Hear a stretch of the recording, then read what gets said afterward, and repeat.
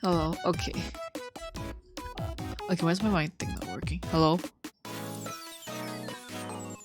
You're gonna commit like 10 other atrocities today. Holy shit, why is my PNG model not working? I'm a professional streamer. Why is it not working? Hey, yo, I tested this. Tested this today. Bah.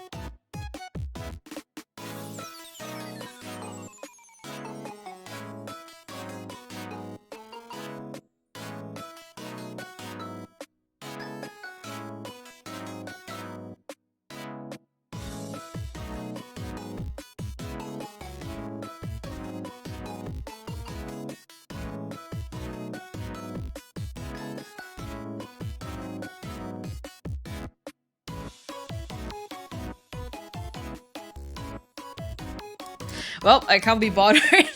And apparently it seems like my PNG model does not want to work today. Okay, that's great. That's great. That's a very good sign. I am happy. I am a happy camper. My model is not working today. Okay. We'll go with that. Oh my fucking god. Wrong one, wrong one. We're working on professional terms today. I am fucking okay, so today I'm just gonna be playing like Beacon Pines. I was like playing this like yesterday. And I'm just gonna try and finish it like today. I'm just gonna try and finish Beacon Pines by today and then maybe stop streaming and find something else to do. I generally like Beacon Pines' story so far. It is really, really nice. Okay. I'm a professional. Very pro.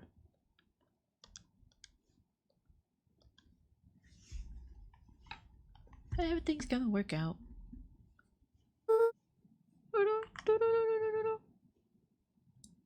So the game's actually, the audio's actually working for the game. Okay, it's actually freaking working.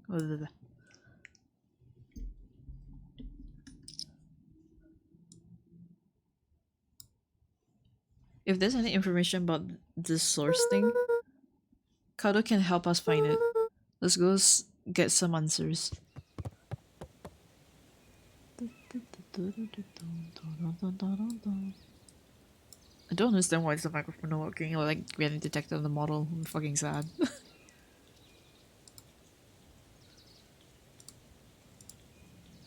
Sag.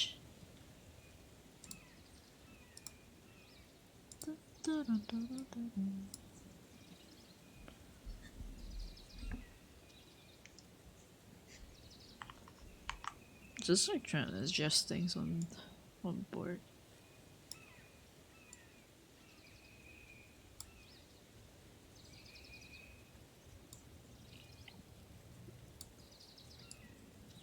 'cause nothing's easy as it seems on your. So I can adjust my window.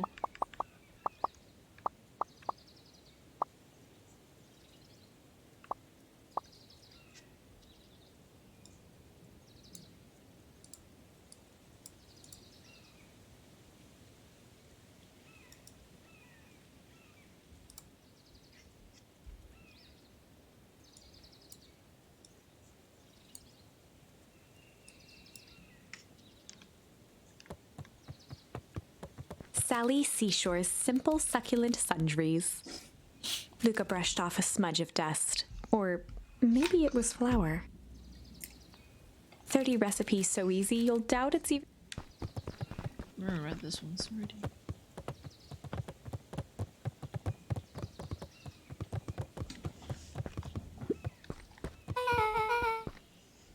This is a dang nice library. Thank you, we worked hard on it. Are you a little too adorable to be a librarian? Oh, Kodo hung out here so much, eventually they gave him a set of keys. I just keep an eye on the place for Miss Novak sometimes. They got you working for free? It's quiet and I get access to all the books I can read. What more could a person want? Fair enough. What can I do for y'all? We need a favor. I already told you, Rolo. I can't put any higher on the wait list for the next Hank Atomic. And if you're here with more candy, I'll have you know I can't be bought. Call it a personal code of conscience?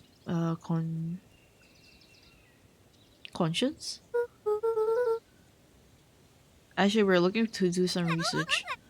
Never mind speaking my language. What are you looking for? The thing is, we sort of don't know. What do you got on the history of the town? There's the country records archives. What's in those? Births, deaths, newspaper clippings, stuff like that. Pretty boring reading.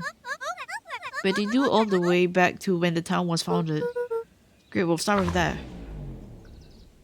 Chapter 8. 6 feet under, 3 towns over. The kids spent the rest of the afternoon combing through dusty piles of old county records, desperately searching for anything that could help them make sense of Mr. Tolliver's cryptic utterance. Luca tried to shake the thought of Gran's basement, but his focus wavered.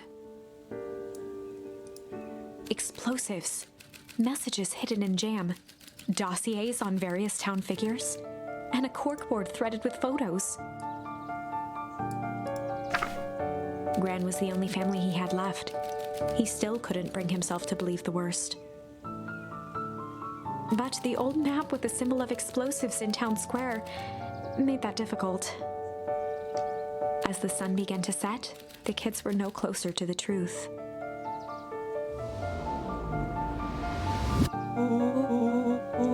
You have to read any more records, my eyeballs are gonna pop. You have to keep digging. If I dig another word, I'm gonna end up in one of those unseen death records. We'll look how to live the full and wonderful life.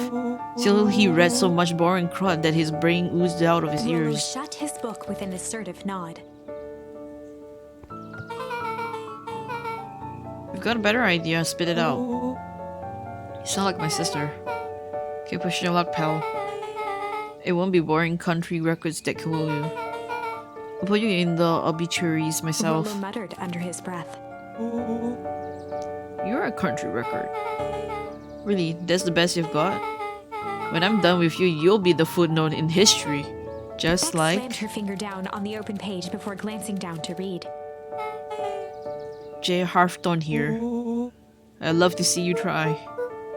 Hey. We're all a little tired here. Let's just take a minute and... Something tickled the back of Luca's mind. Wait, what was the name back? In the obit, J. Harfton. On the Brookville Tribunes 8 years ago. That can't be right. What is it? J. Harfton. That's my grand's name, Juniper Harfton. Maybe there are two J. Hawthorns. Mrs. Hawthorne is survived by her young daughter E. Hawthorne. That's my mother's name, Eleanor. Okay, this is getting creepy. If your grand is 6 feet under 3 towns over, then who am I living with? The question hung in the air. Ooh. Alright gang, I gotta close out for the night. Beck rubbed her eyes. How late is it? Almost 10. Oh crap, Pa's gonna kill me. You gotta go. Your parents will be worried sick. Okay, let's meet up as early as we can at the festival tomorrow. What are you gonna do about the unconscious man in your basement? I'll think of something. Luca's heart was pounding as he approached the house. If he was lucky, Gran, or whoever it was, hadn't gotten back yet. And of course, there was Mr. Tolliver tied up and unconscious in the basement. Dealing with him would be the first order of business. Luca shook out his arms to calm his nerves before entering. Oh, Grandma's here. He held perfectly still, tempering his breath, and to listen closely. She was asleep. His only hope was that she hadn't found Mr. Tolliver before dozing off. Grandma. Grandma. Why are you not, Grandma? Yippee, yippee.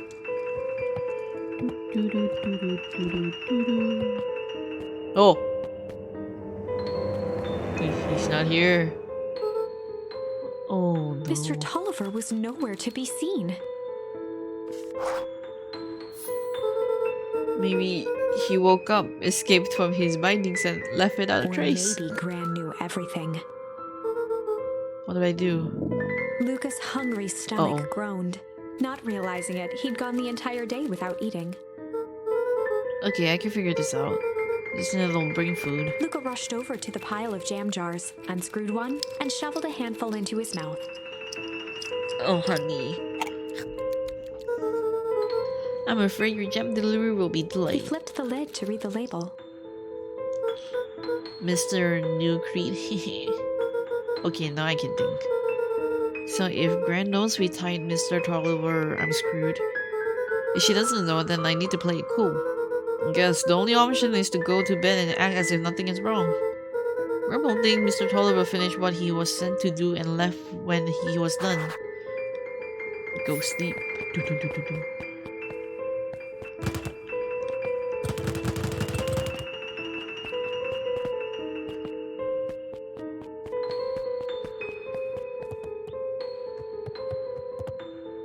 You can close this? Oh, okay. Oh. Gran? Okay, stick to the plan. Go to bed and play it cool. As Luca climbed the final stair, the emotion of the day dragged heavily on him. With each consecutive step, his legs weakened. His stride began to falter. He tried to grab for the railing to steady himself. Oh no, the jam is drugged. Something was wrong. Come on, legs. Just a few more steps. Luca groaned and tried to move. His limbs might as well have been bolted to the ground. Through numb lips, he mumbled just before falling asleep. The germ. Oh no, Grandma. Sweet boy. What did you get yourself into? Grandma. Rest now and let me handle everything. Grandma, I did nothing wrong. Chapter 9. A speech to end all speeches. Luca awoke to find himself face down in bed. He moaned into his pillow. Why would Gran drug him? she or rather, didn't. Why was she trying to drug Mr. Nuncreed? Okay. Shaking the questions from his woozy head, Lucas snapped back to the matter at hand. The festival! We gotta go. We gotta go. We gotta go. Oh. The door is still open. Grandma 100% knows.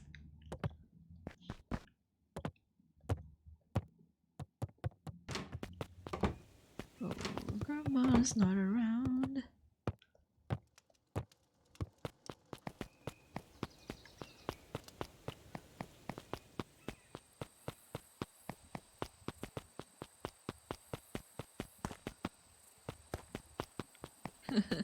They stole my dad's tree. Everything here is fake. They stole my dad's tree. Everything's fake. Everything's not real. This is not the real Beacon Pines.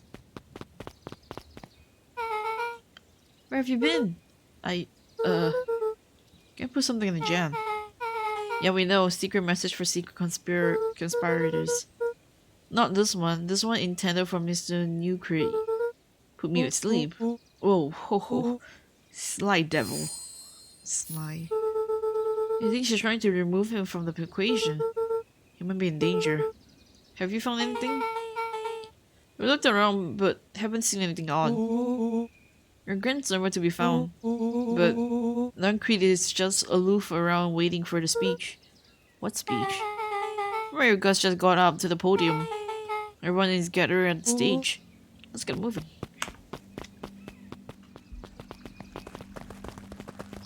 Augustus Valentine nervously wiped his brow. Oh god, tinnitus. Hello Beacon Pines. I'm Augustus Valentine, your mayor, and suppose you already know that.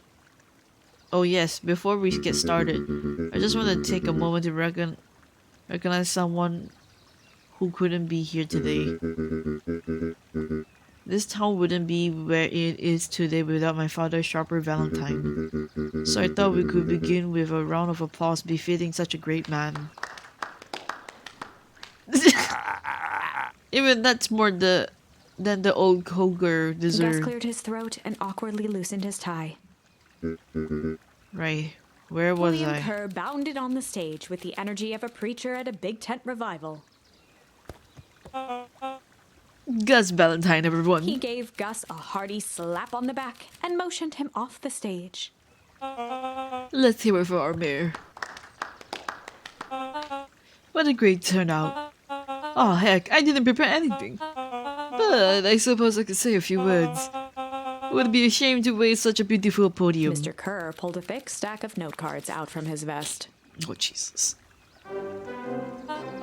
The community conviction, commitment! And these are things we celebrate at perennial harvest. For us, there are pillars of a bridge to a better tomorrow. But I think it's time to add a new pillar. Change. Change is a powerful thing. It is inextricably unavoidable and undeniable. And I am damn gone thankful for it. Change is the reason we're all together today. It's hard for me to believe that it was only 4 years ago when the fate brought me here. A simple business trip which brought me to a small town which would change my life Mr. Kerr forever. took a moment to survey the crowd. You know He what? wiped away a single tear. For a second I set a foot in Beacon Pines, something about this place held me captive. You see, change represents opportunity. It represents potential. It was change that helped me recognize the potential of this place. And to see the people of this town, despite suffering great loss, still held on to the thing that made them special. He thumped the podium to emphasize each word. Community conviction commitment. Change. Mr. Kerr nodded confidently, biting his lip. The crowd was silent, in rapt attention. Fate made a perfect match that day. Nothing is more important to you all than community. And prudent harvest is a community first and Mr. foremost. Kerr methodically made eye contact with each section of the crowd. The only way you made it to the foul harvest was the unshakable conviction. A conviction that the better tomorrow was just over the horizon. Perennial harvest was founded on the conviction that we are the horizon. This festival is a symbol of our commitment to each other. His voice began to build to a crescendo.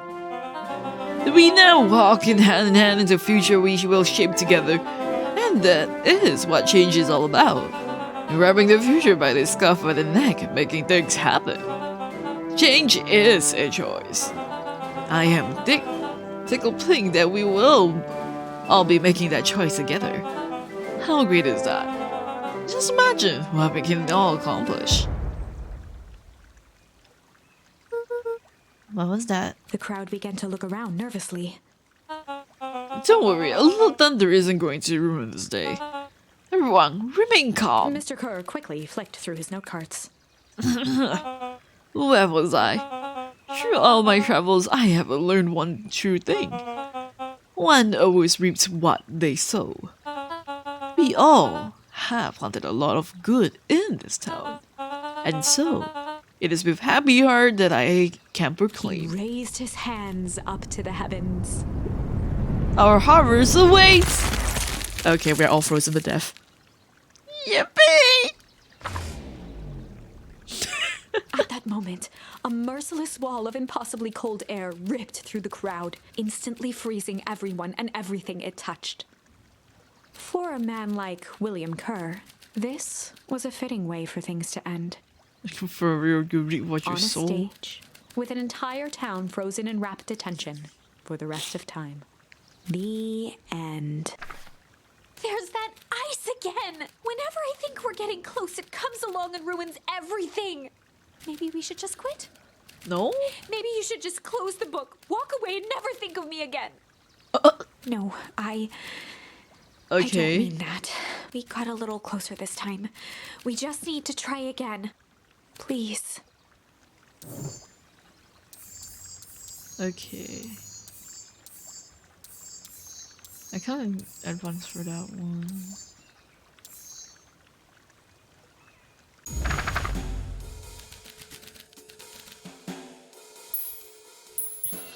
Chill, I think she'd give They us a bad run the ending as classic well. good cop, chill cop interrogation. It's usually bad cop, but like, okay. I handle this. Just gotta play it cool. Luca walked calmly to the light switch, flicking it off and on a few times. Mr. Tolliver shook his head, gathering his wits. Golly, I sure got my bell He rung. looked over to find Luca, who returned a calming grin. Sorry, Mr. Tolliver. This is all a big mistake. Luca, what's going on here?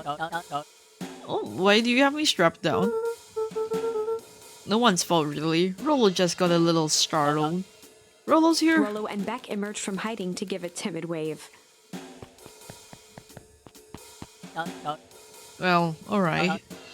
Mistakes happen. You kids give all hire of a good scare. Let's just get me out of this, Rose, and call it even. Luca glanced over to Rollo and Beck, who replied with skeptical looks. Mr. Tolliver, why are you in my grand's basement? I'm here to help, of course. How about what? What's my grand up to? If you'll just cut me loose, I can show you. What do you know? How do we know we can trust you? Mr. Tolliver exhaled with disappointment. Look, have I ever done you wrong? Wrong by you, fucking reef shit, holy crap. No? This is a grand move to town. Haven't I been nothing but welcoming? Yeah? So why would I turn my back on your family now? It's just... all this stuff seems pretty weird. A board with names of people from town, an archive of my dad's old disturbing patient notes, Luca gestured to the corner. barrels of explosives. I can explain everything. Just need to untie me. You kids deserve an Luca explanation. looked again to Rollo and Beck. This time they shrugged. Luca began to slowly loosen the bindings. Mr. Tolliver gently rubbed his wrists. That's a good lad. This will all make sense in time. He edged imperceptibly toward the stairs as he spoke. You see, this town has secrets, Luca. A very dark past indeed. Before the kids had even noticed his movement, Mr. Tolliver was at the light switch. A past that must be brought to. He punctuated his final words by flicking the switch and rushing up the stairs. Light. Son of a... Beck darted to the wall and turned back on the lights. It was too late. Rollo confirmed what they all heard. He just locked us down here. Mr. Tolliver's muffled voice came from behind the door. I wasn't lying, you know. This is for your own good. You kids keep tied down there and let the adults handle They this. looked bewildered at each other. Play it cool, huh? Not now, Beck. I'm going to get They frozen heard down the here. staccato thump of quick steps exiting the house. The kids looked down in resignation. This isn't how it goes in Hank Atomic. For some reason, they'd always assumed it was up to them to save their town. Luca opened his mouth, hoping to conjure some magical words to make this right. Only a hollow croak escaped. The end. Oh. Well, we certainly aren't going to find a grand resolution to our tale locked in a basement. Back to the drawing board.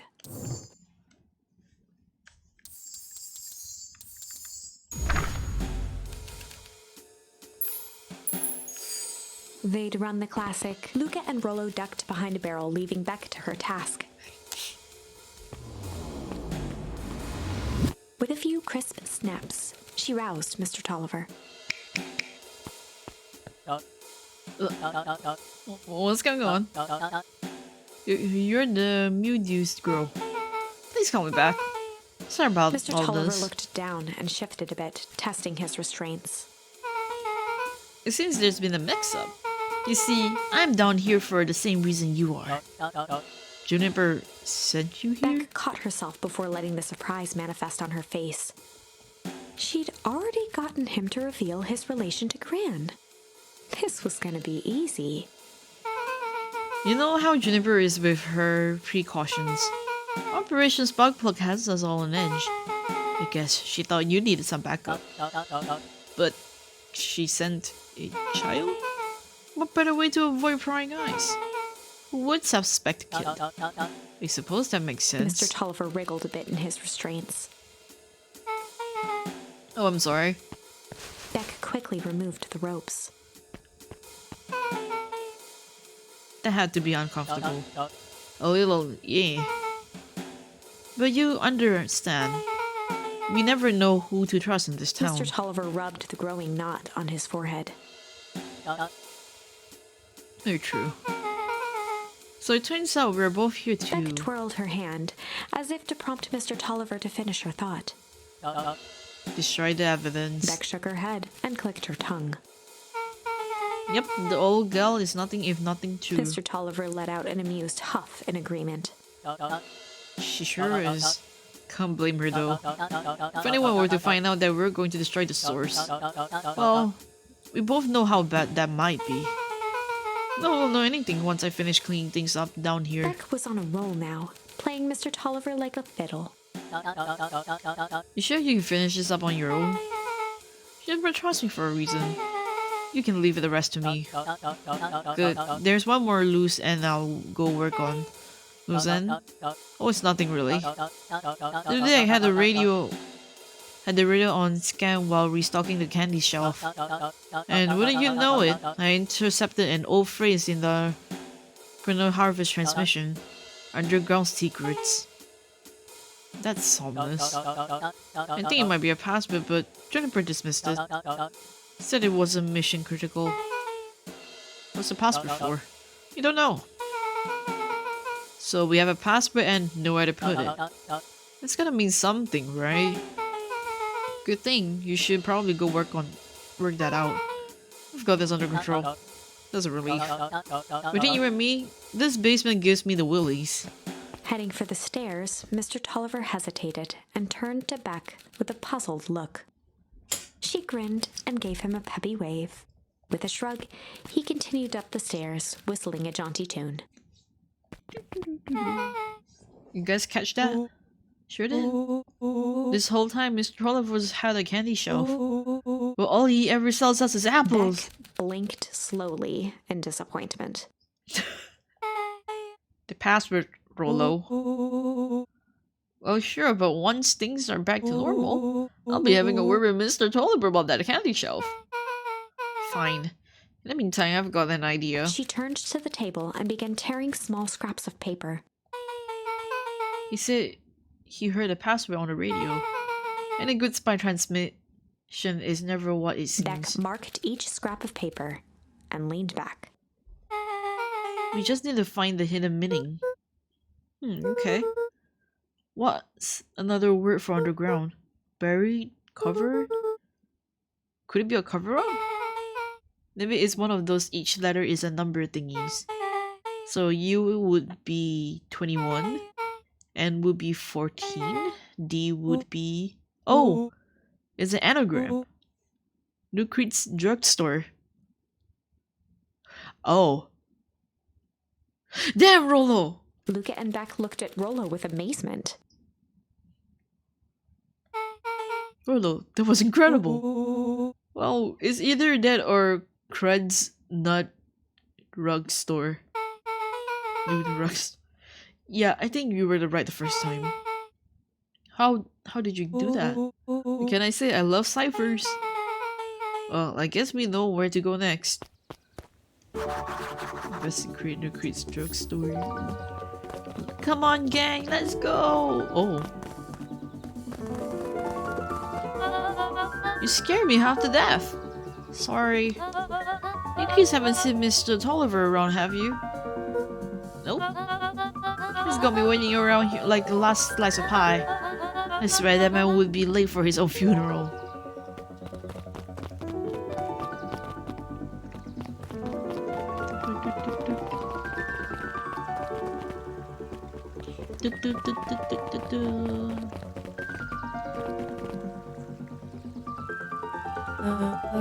You're late, Augustus.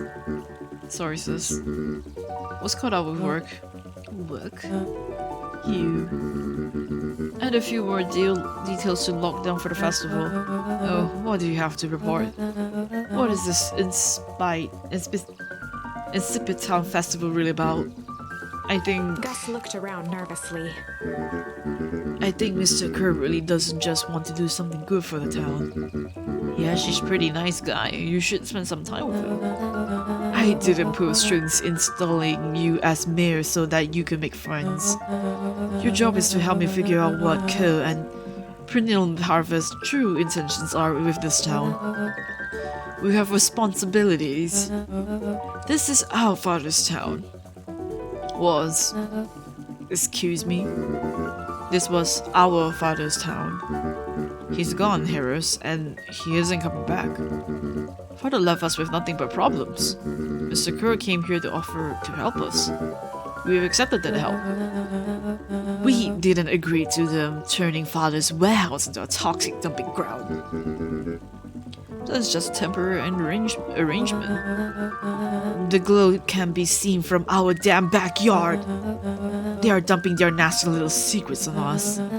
When this all inevitably goes wrong, who do you think we will be blamed? Harris's cry hung in the air.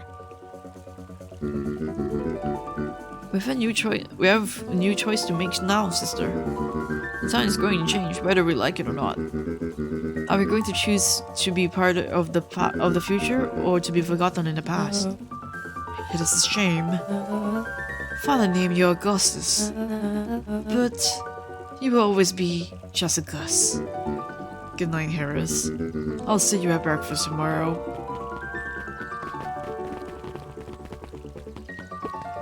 It's getting late, children.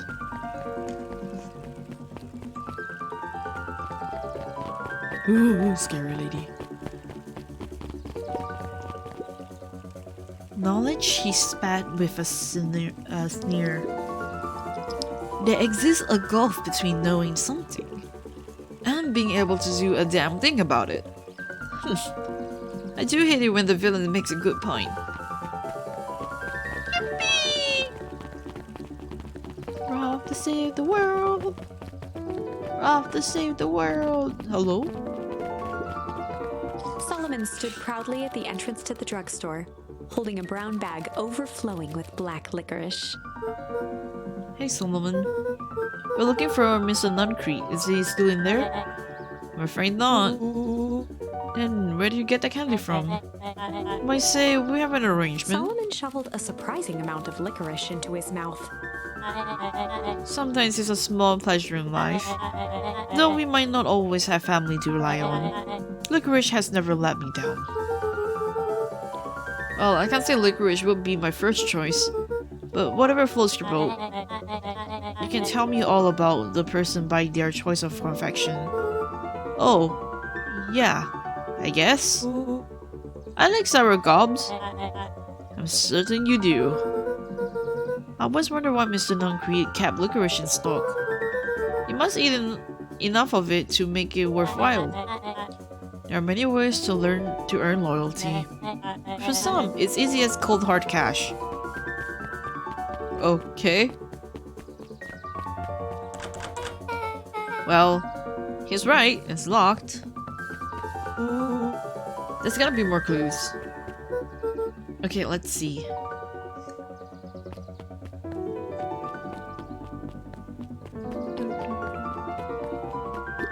Nah. Have you ever seen anyone actually use this thing? Besides Mr. Nuncrete, no. Beck cupped her hands on the glass to peek inside.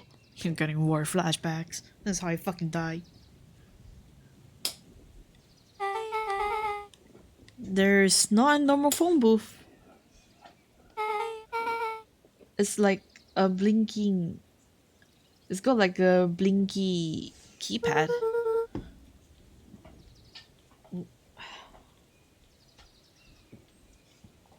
Would there be a blinky keypad? Green Snoot's drugstore. I mean, underground secrets. The password. Beck flung open the door and they all squeezed in. Uh-oh. Alright, let's see here. Mika cracked his knuckles and entered the letters into the keypad.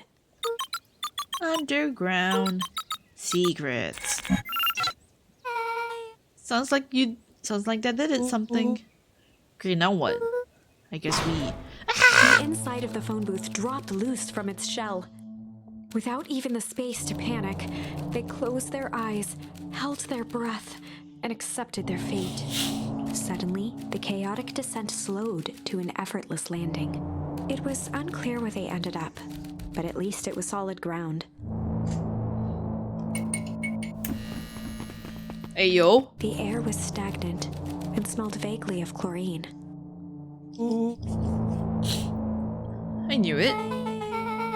Knew that there was a secret hub full of strange tubes under the phone booth?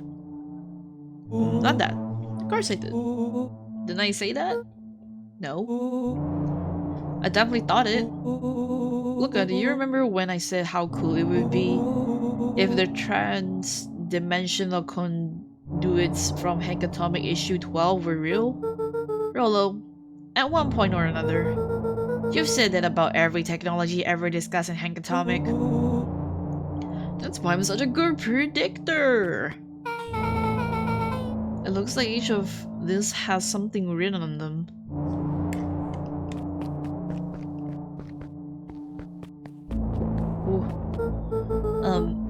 This suit has a broken mask. So we have found our mysterious warehouse creeper. We at least found their hazmat suit. If it walks like a Nuncrete and talks like a Nuncrete, let's not jump to conclusions. Just saying. Valentine Fertilizer Warehouse. Isn't that where you almost got snatched? Yeah. Why would Perennial Harvest have a two going to the old Valentine place? This is starting to feel like something big. Perennial Harvest main office. That's where my mom works. What does she do? Sign stuff? Is she involved in all of this? We just moved here. How could she be involved? Sure.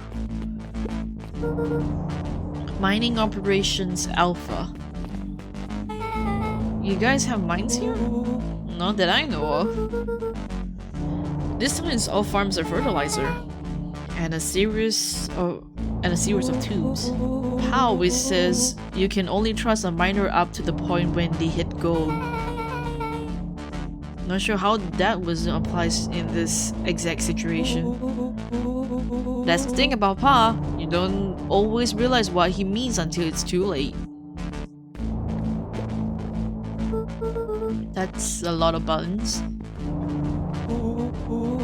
Stand aside, Earthlings. I've read enough Hankatomi to know my way around sci-fi tech. Willow's hands hovered over the field of blinking buttons. Eeny, meeny, miny. Uh-oh.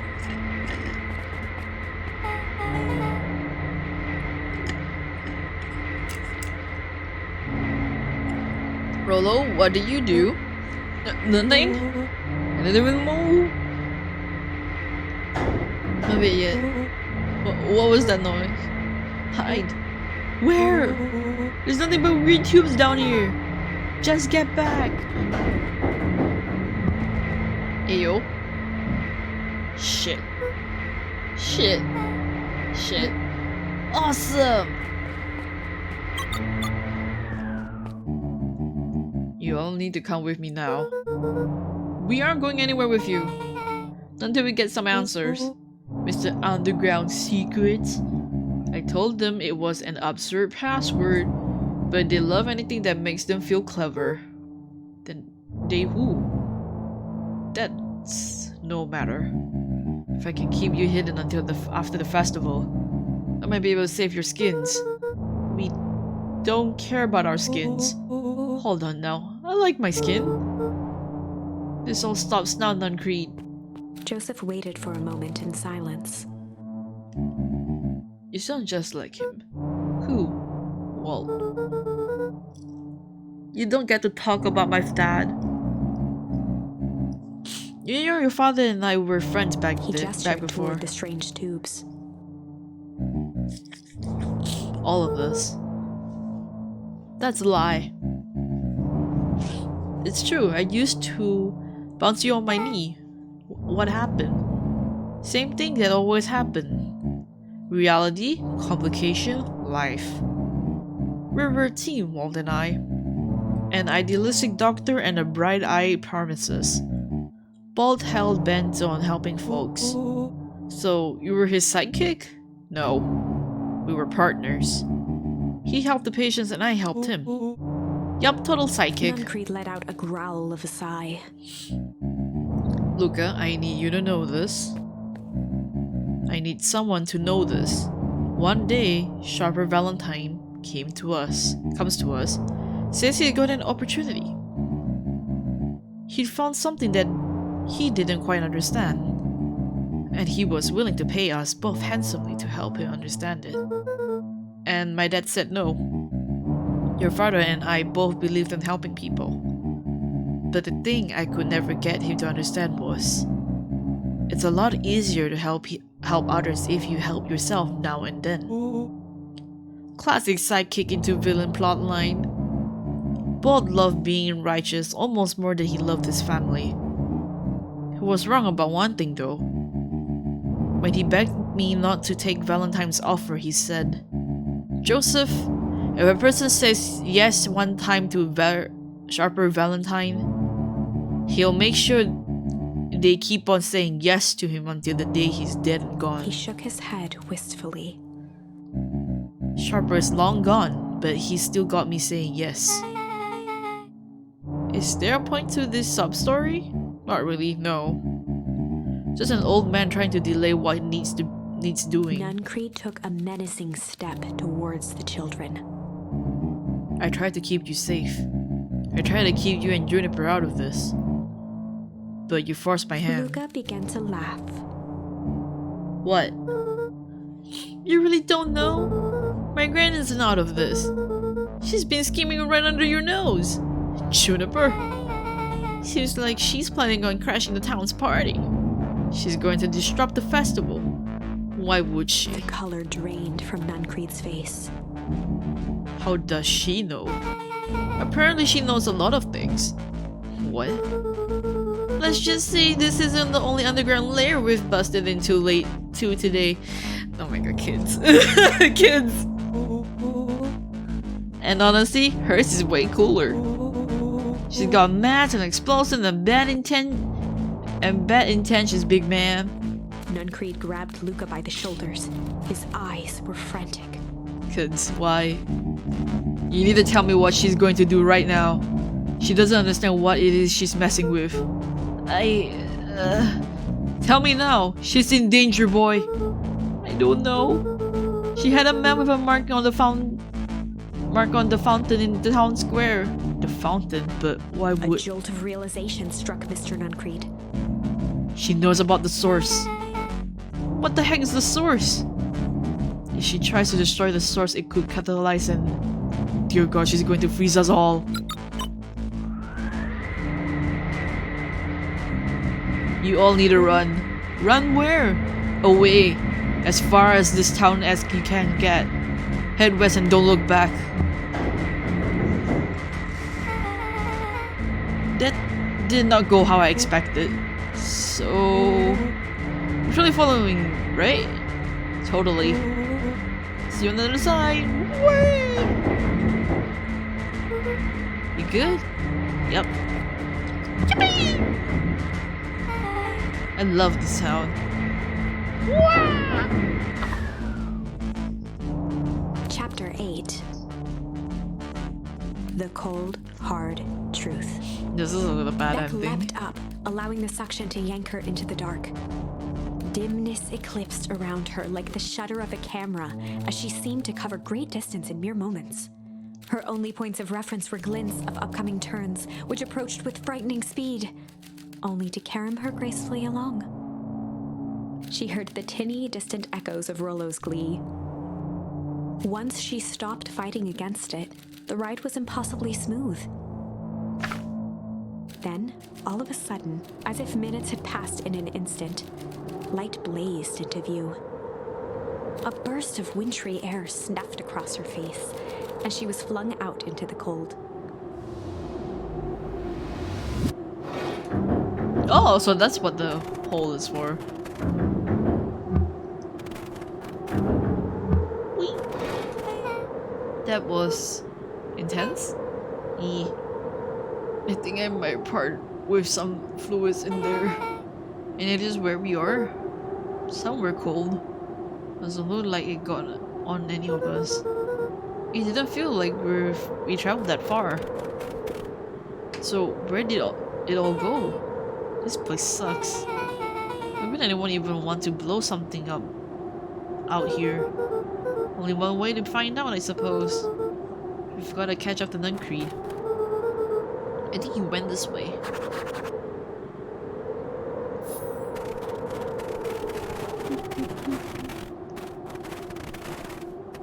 Dad! My dad's actual grave!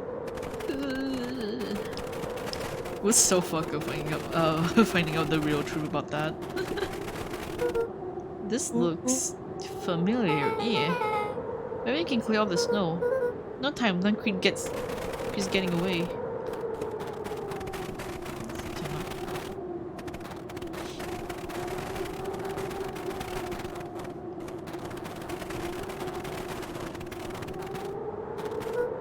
Okay, this is starting to feel really familiar. I may not be the most well-versed on all things Beacon Pines, but this does look like some sort of frozen replica of the town.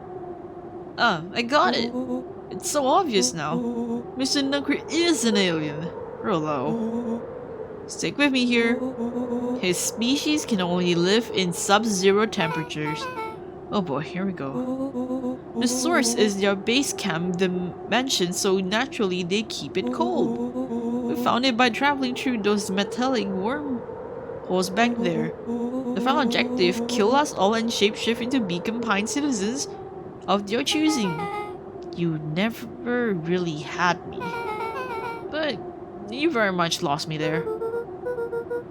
You get used to it. We should keep moving.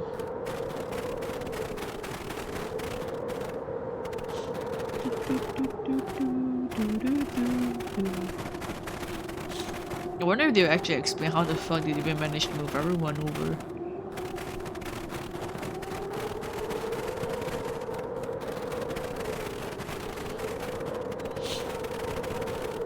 As they rounded the corner to the frozen town square, they spotted Mr. Nuncreed inching cautiously toward a pit at its center. He held his arms out gingerly, as if approaching a beast in the wild. Upon closing the distance, Luca recognized what Nuncreed was after. Gran stood confidently at the edge, one arm outstretched over the abyss. Nearby, a wheelbarrow had been emptied out. She held a lit torch, which flickered in the bitter wind. Juniper, I don't know what you think you're doing, but I assure you this is not going to solve anything. If you drop that, you have doomed this whole town. Oh, it wasn't me who doomed this town. I've been watching you, Joseph. I know what you've done. You and your conspirators. Gran? What's happening? Luca, you and your friends need to leave right this moment. Mr. Nuncreed turned back toward the kids, desperation in his eyes. Listen to your Gran, Luca. This is between me and Juniper. Norwenbeck held steadfast in awe. Luca approached closer. Mr. Nuncreed spun back toward Gran, his voice growing louder. You've got it all wrong, Juniper. Just hand over the torch. You don't understand what you're doing. How could I possibly trust you to do the right thing? Walt told me everything. He trusted you and you betrayed that trust. Luca, did you know that this man's entire life is a lie? If it weren't for him, your father might still be alive. Mr. Nuncreed winced with anguish. His voice hardened. That's not true. They both now yelled, not to each other, but at fate itself, making their peace with long-held burdens. The wind howled with encouragement. Walt was like a brother to me. We just had different ideas about how to effect change. Very convenient that your way just happened to line your pockets. Now, that's not fair. They menaced at each other, both catching their breath. The moment balanced on a knife's edge. Amid a blur of emotions and memories, Luca's mind flooded with questions. The wind calmed, as if to give him the stage. And in the stillness, he began to hum.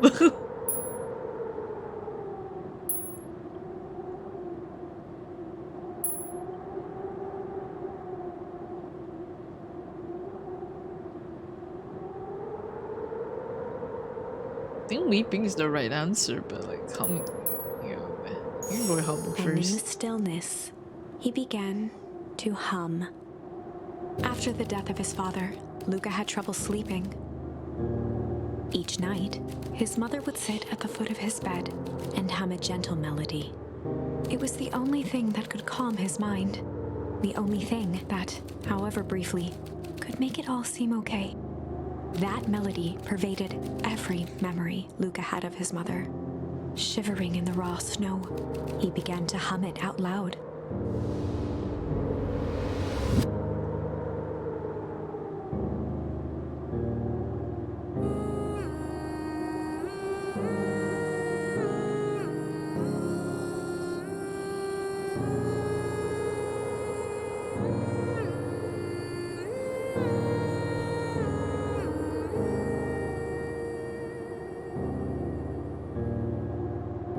Gran lowered the torch, listening closely. As recognition slowly set in, her heart sank. Those countless nights of consolation, the incomparable loss they shared together. She let the torch fall to the snow and sizzle out. A few steps toward Luca was all she could bear before dropping to the snow herself. Through a flood of tears, she began to hum along, note for note. Wait, is that my mom? Did she got hit by the goo? Is that why she looks old?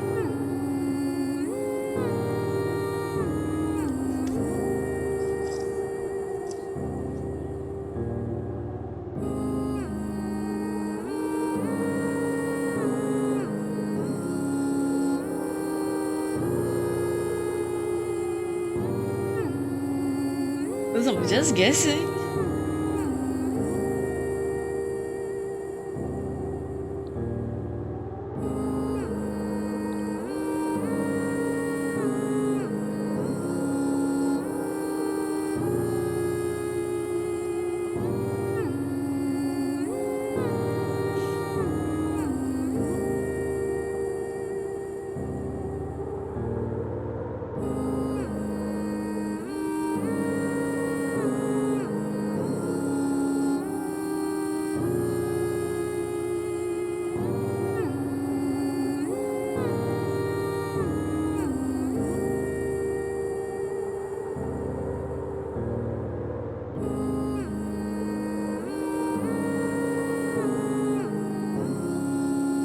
Supposed to progress this.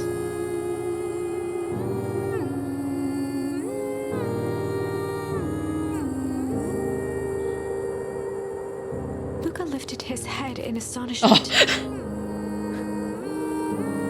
The last time he heard that melody was the last night he saw his mother. How do you know? I'm so sorry, my little buckaroo. The only person who called me, they are my dad and your mother. Luca blinked through blurry, watery eyes, trying to see more clearly. He could just make out the impression of a familiar face. Oh no! He peered across the snowscape at the woman on her knees. Something about her was undeniably his mother. Oh! Only smaller, older, changed. Mom? That's right, buckaroo. Mom! Luca sprinted as fast as he could toward his mother. They held each other close, and the cold retreated from their bodies. Eleanor? I thought you were gone. You should have known I would have never abandoned my son. Eleanor looked down at Luca, tightening her embrace in an appeal for forgiveness. How? You're a smart man, Joseph. I thought you'd have pieced it together by now. You were exposed. Mom, I don't understand any of this. What happened to you? Where did you go? Why did you leave me? I never left you. I was always right here, Luca. But why do you lie to me? It tore me up, Luca. But I did it to keep you safe. I thought that getting answers would help us both to move on. But the more I discovered, the more I realized the danger we were in. Until Parental Harvest was stopped, it was better if everyone thought I was gone. You could have trusted me. They're bad people, Luca. They won't stop until they get what they want. They don't care who gets hurt in the process. Then what do you do? What do we do? We have to stop them. Joseph slumped into the cold, wet snow. They can't be stopped. It's too big. I tried beating them on their own game. I'm done fighting fire with fire. For the first time in a long time, her voice felt like her own again. No more lies. I see now. There's a better way to stop perennial harvest. The cold hard Mika truth. gazed down at Nuncreed with pity. He looked small.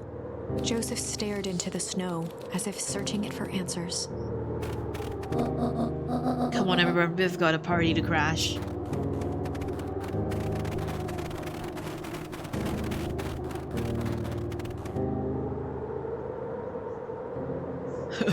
Nuncreed ain't gonna do it right. You don't understand. He always wins. Chapter 9. The Devil You Know.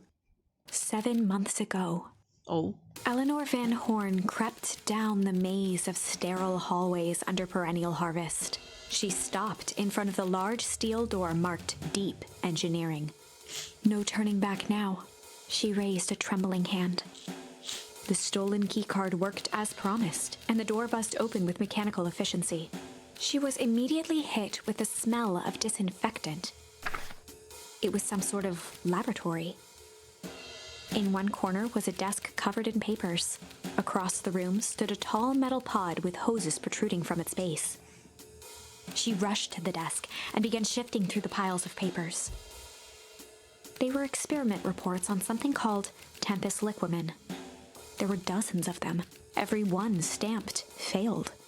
Eleanor heard the sharp echo of footsteps approaching. She was out of time. Her eyes scanned the room, eventually landing on the strange pod. Oh. Muttering a curse under her breath, she dashed over and dove inside. Oh.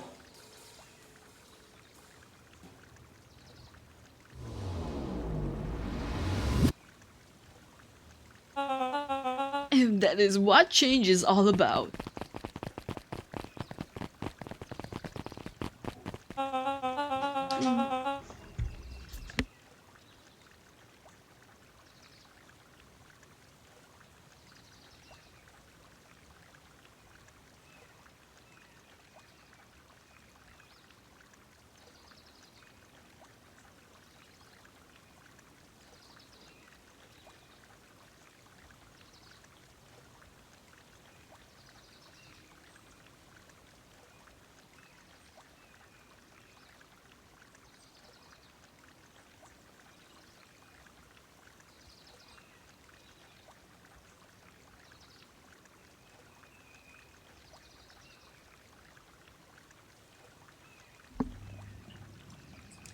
A family member came in and gave me the snack. Yippee.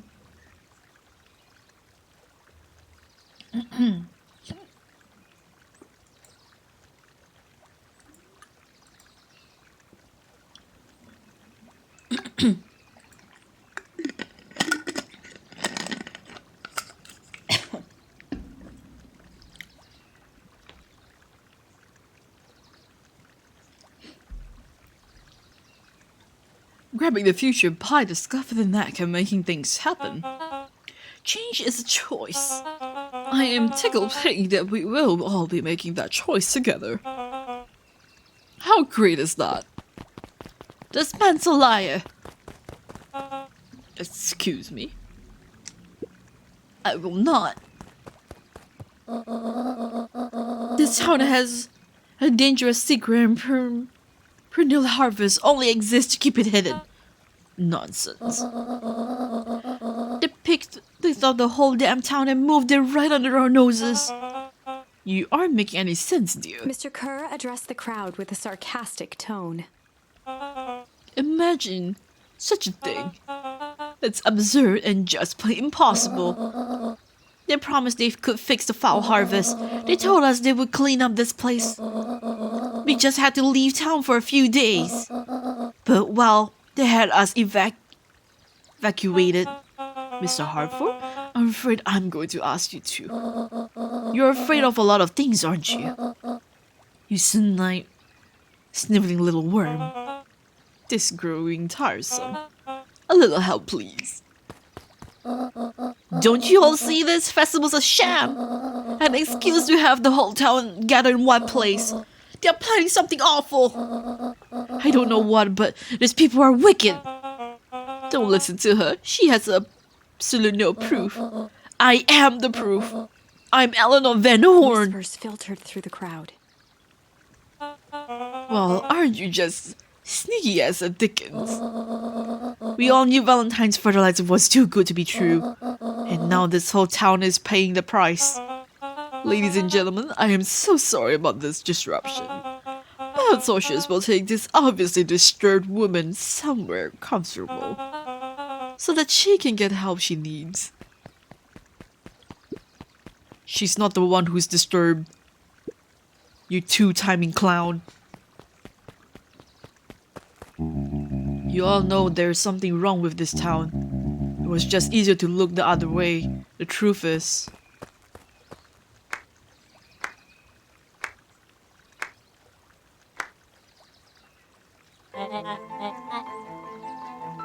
Wait, nah.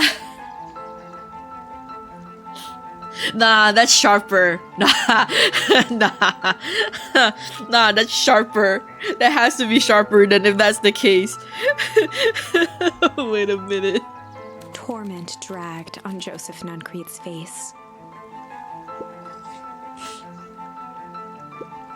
Yes, sir. Take them away. No, I want them to see this. And the temptress, Eleanor Van Horn. You have been quite a thorn in my side, like a weed that burrowed in where it doesn't belong. I must confess, you look dreadful. He paused for a moment, plucking a piece of fuzz from his sweater and discarding it to the ground. Consider yourself the rare company. You managed to pull one over me. Oh my god, that's shit, that's just sharper. Why the fuck is he a puppy though? It won't happen again. I knew you had some sort of plan to disturb our little party. But alas, I expect something a bit more impressive than an incoherent rambling. No matter, your failures are yours to bear. Mr. Kerr. Yes, sir. It's a shame that it has cut short, but I thank you for the rousing oratory. I'll take it from you. Yes, sir. Of course, sir. You have done quality work for me, William. You can look forward to the recompense we agreed Kerr upon. gave a bow of deference. Founder, you are the most gracious. Gasps rippled through the crowd. Thankfully, we can dispense with the formalities from here on out. Solomon pulled a glass vial from his pocket. In one smooth motion, he downed its contents. A triumphant smile grew across Solomon's lips. You can all call me Sharper Valentine. Oh my fucking god. It really is, holy shit. His body and face began to contort and expand as he disappeared into a belching green mist. The fuck?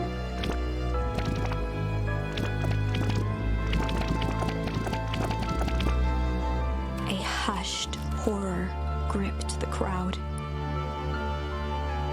This is a story about change. What? No! So you didn't see that coming? Good. Sharper examined his new hands. Well, this is quite an improvement. Everything looks so much smaller now. Eleanor was right about one thing.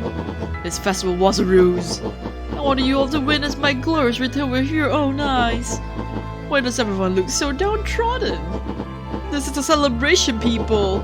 Maybe it would help if we set the mood. Mr. Kerr, be a dear and reveal the sign. Oh. Wonderful. Sharper choked out a crude squawk of a laugh. Frustrated grumbles sprinkled through the crowd. Sharper, you malicious bastard. Oh. I got your back so I can tell you in your face. You destroyed this town. We ain't gonna let you get away with it again. Sorry, this is not the time for audience participation. Some assistant, Mr. Kerr. Kerr gave a subtle nod to the clipboards. You coward!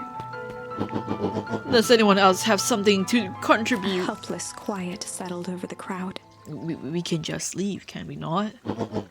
I thought so. Do you all truly believe you could be free of me? A town of complete utter fools.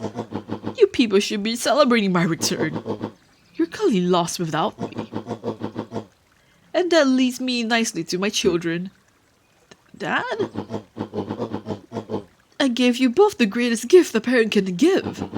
The opportunity to prove yourselves in my absence. Squandered. To say I'm disappointed would be an understatement.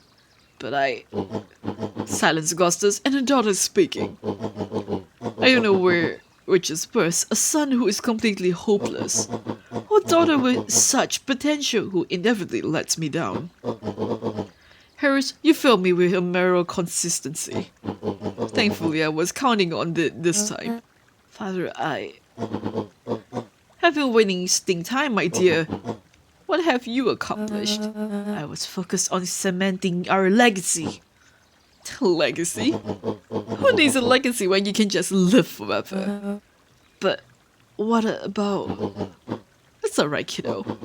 I'm afraid you suffer from a complete lack of imagination. There's just no helping it.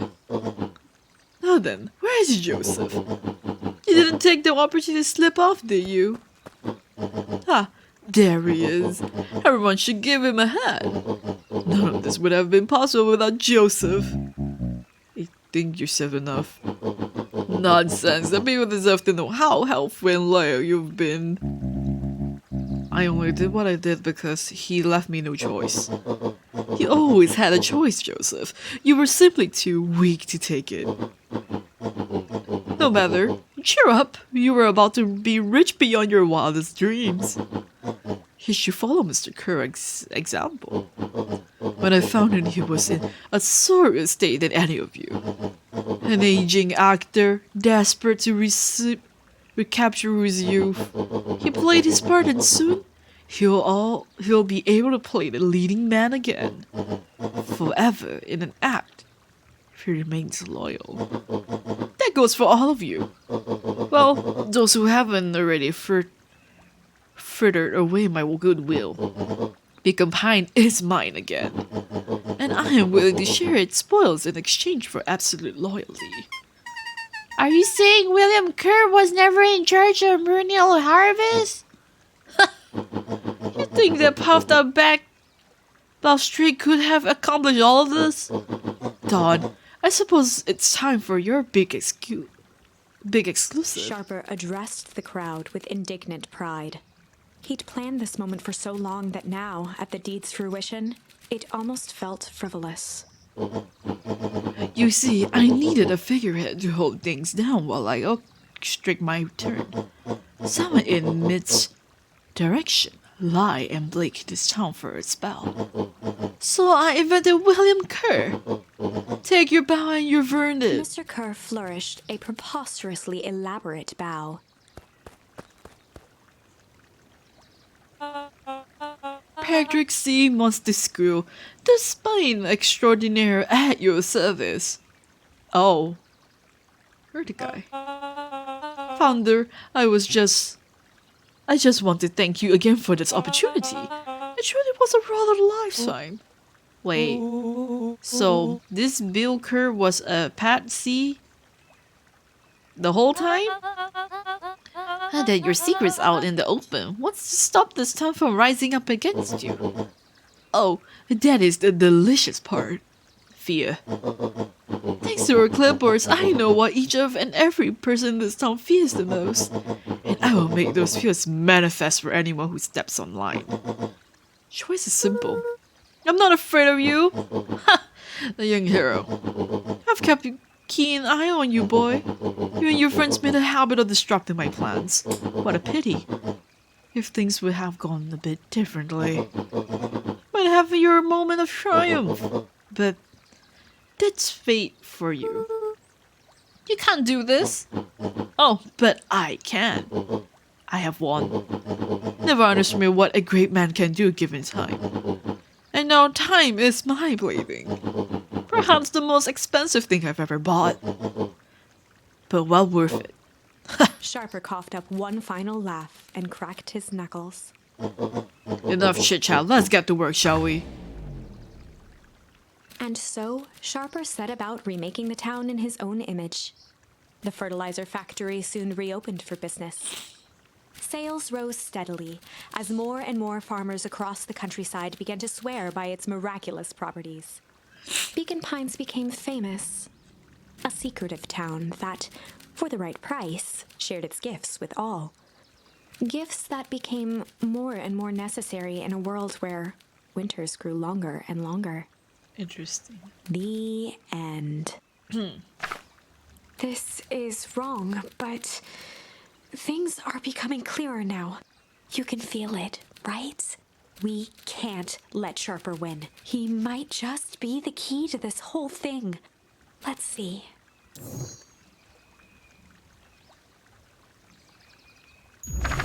I want to see the other thing first. And in the stillness, he began to weep. It was all just too much. Falling to his knees, Luca whimpered softly. The tears crystallized as they hit the snow. Gran stared at Luca for a moment with warm sympathy, remembering why this was all necessary.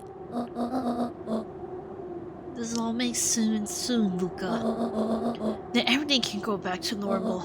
I promise. She stiffened up and brandished the torch at Mr. Nuncreed. You can't hide behind those people any longer, Joseph. Once their precious source is destroyed, we'll see where their loyalty fall. Juniper don't. Ignoring his final plea, Gran flung the torch into the deep darkness. She smiled and exhaled in relief. Mr. Nuncreed moaned in resignation. The torch echoed as it ricocheted down the hole, punctuated with a thunderous thud. Uh-oh. See you. You see, Joseph, I've learned one more important lesson in life. If you want things to change, then you must be willing to. Before Gran could finish, the ground shook her to silence. Uh-oh.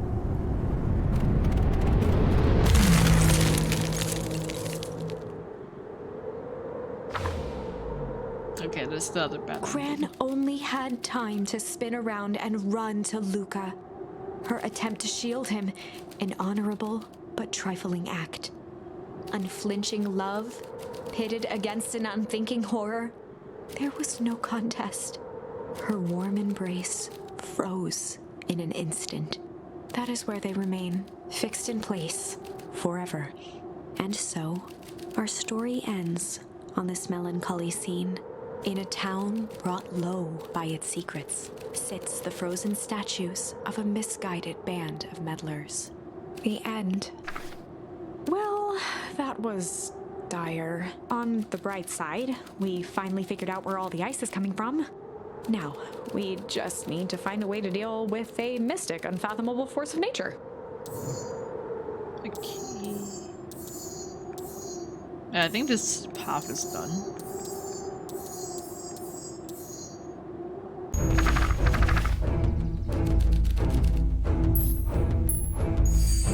There was a malice lurking behind those eyes, like a trap ready to spring.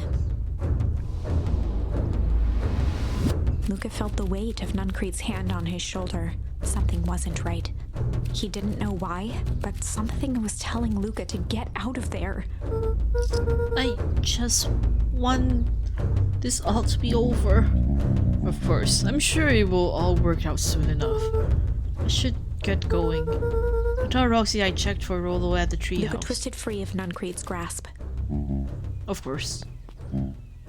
Luca? You know, your dad and I were good friends back in the day.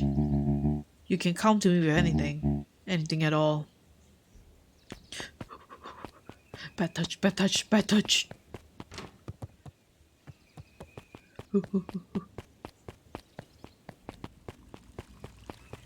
Oh my god, it's you. Kick him in the balls. This Vesper's decoration is a bit humdrum. Now, if I were to throw a festival, it'd be a thing to behold. I agree, this is all more than a little sad. It's worse than sad. It's boring. What if we did a little something to spice things up? I'm listening.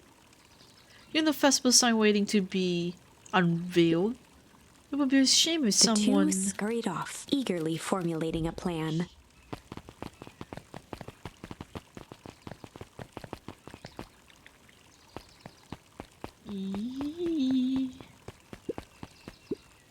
He looked down and muttered in a gruff voice.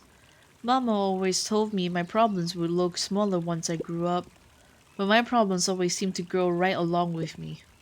Heavens, I sense big trouble ahead.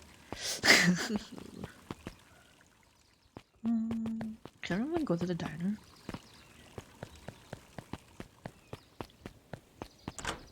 Oh, I want to do more of the diner quest.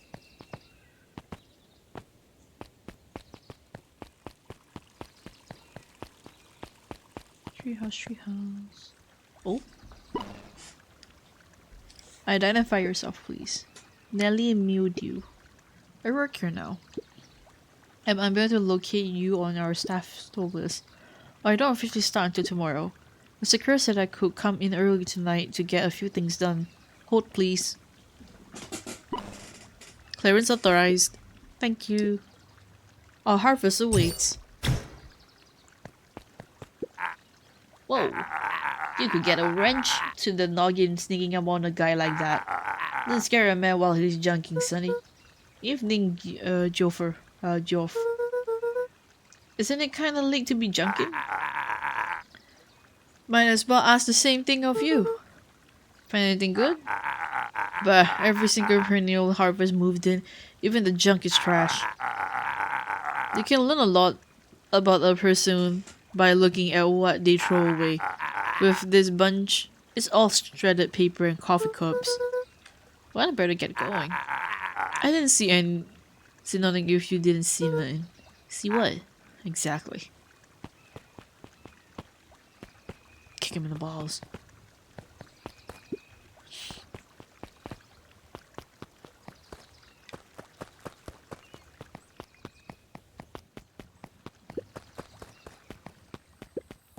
I do all my fishing already. Rolo? He aired a long holler into the woods. Rolo! Rolo, wherever you are, I hope you're okay. Mika felt his eyes getting heavy and plopped into the beanbag. He conceded to its lumpy embrace.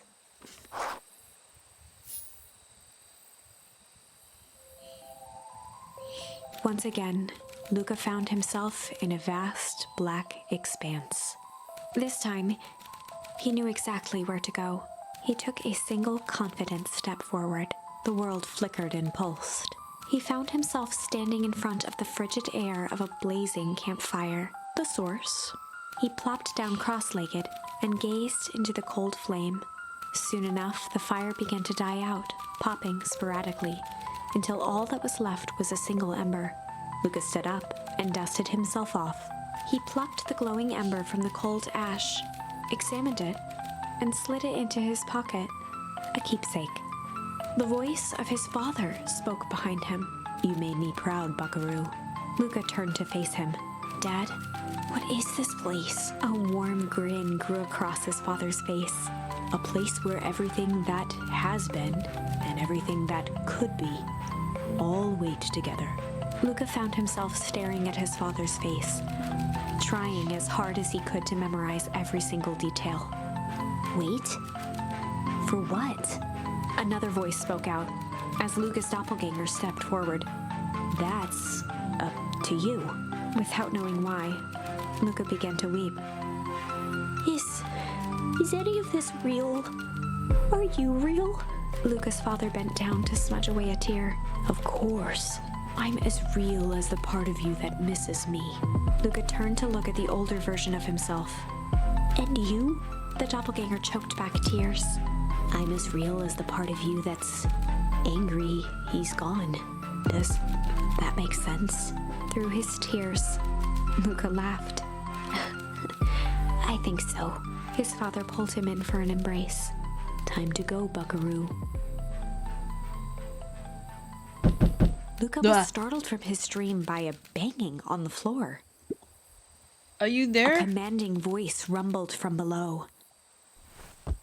Just as Luca sprang to lock the entry hatch, the door knocked open. Oh. Chapter 5. Dangers big and small. Luca stumbled back. He heard the rope ladder creak under significant weight. Keeping his eyes fixed on the hatch, he inched backward to the balcony. As his hand grasped the door handle, Luca froze. A large figure clumsily wriggled up through the hole. Rolo? Stop right there. Or Jeez, I know it's dark and all, but I figured you'd recognize me. Rolo? The large figure cocked its head inquisitively. Stop now or I'll clobber you with a baseball bat! Oh, take it easy. Luca, you need to get your eyes checked. Speed Rolo! Nice try, but I know you are Rolo. You're like one of his random uncles or something. Where is he? Uncle? Luca, quit messing around. It's big. If it's really you, prove it.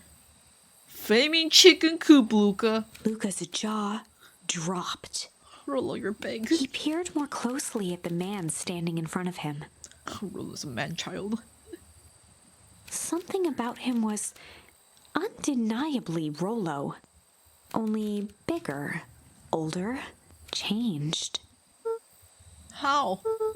What happened to you? When I was running away, I ran into more people in those yellow suits. They grabbed me and dragged me away. What? Where did they take you? I don't know. They threw a bag over my head. It was cold, smelled like a swimming pool. I think it was underground. I think it was an underground lab or something. They made my hands all big look. Rolo proudly presented his hands to Luca. Pretty sweet, right? I mean, it wouldn't be my first pick for a superpower. But beggars can't be choosers. Rolo, it wasn't just your hands. My foot too? Dang, Pa just made me new shoes. Wait, Luca, why are you so small? Luca moved to the side and pointed Rolo to his reflection in the balcony window. What the? His hands shot up to his face. Totally told you. Rolo, what did they do to you? They made me drink some sort of green crud. Ew. Actually, it wasn't too bad. It kind of tastes like... Oh.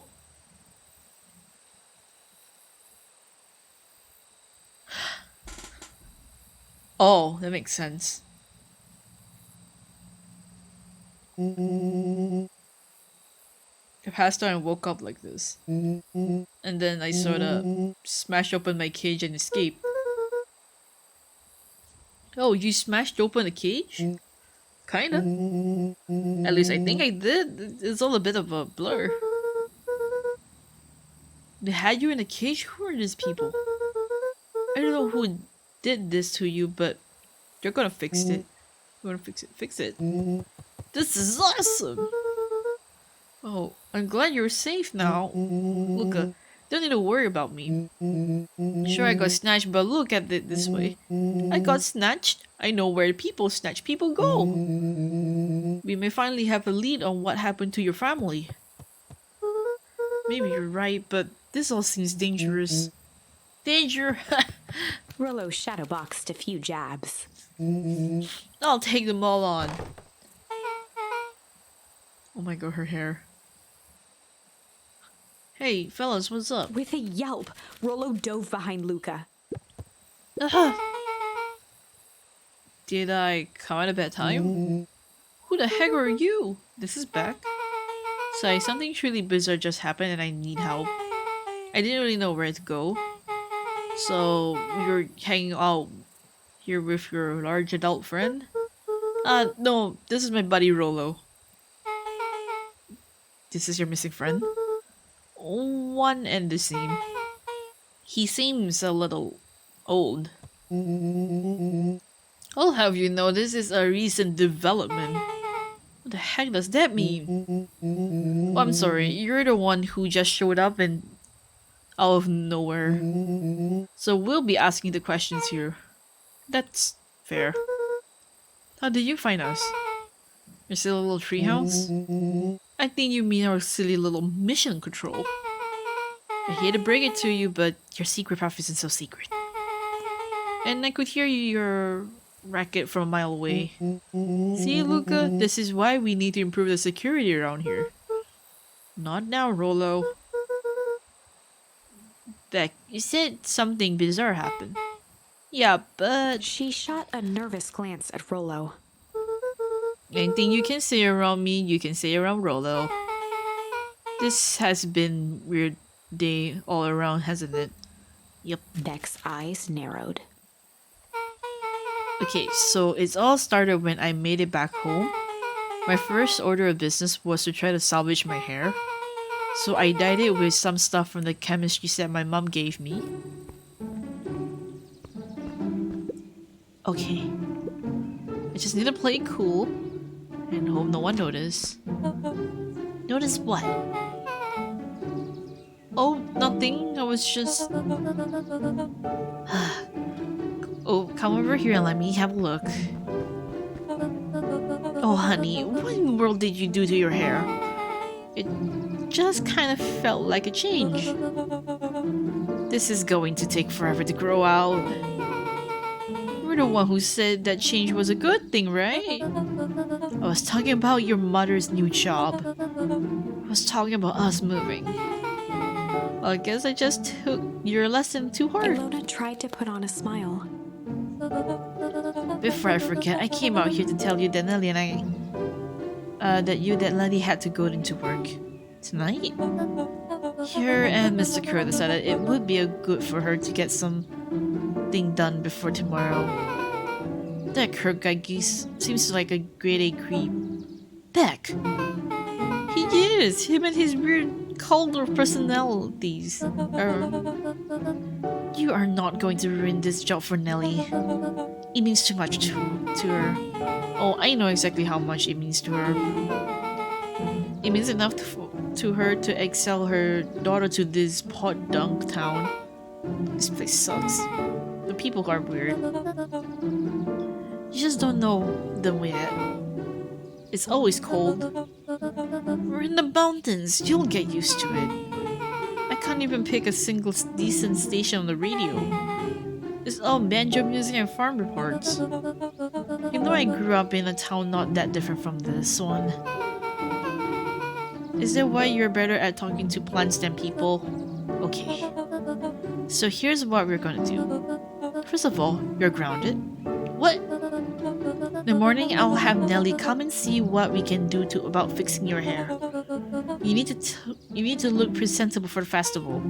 But not another peach. She sighed, and after a moment, looked down at Beck sympathetically. I know moving is hard, honey. But that doesn't mean you have to make yourself miserable all the time. Other people seem to have that covered for me. Oh, and if you decide to rebel by dyeing your hair more... She flashed a sly grin and tousled Beck's hair. I'll just have to shave it off for you. Think of how rebellious you'll look then. Very funny. Thank you. Good night, sweetie. Good night, Mom. Wait. First of all, this town does not suck. Second, you need help because you got grounded. No. I'm sorry you got in trouble. It's my fault your hair got screwed up in the first place. Don't worry about it. I actually kind of like this look. Great. Can we get back to the story now? Next part is the important bit. I have this radio I upgraded with my mom and I was too angry to sleep. So I tried to dial in something worth listening to.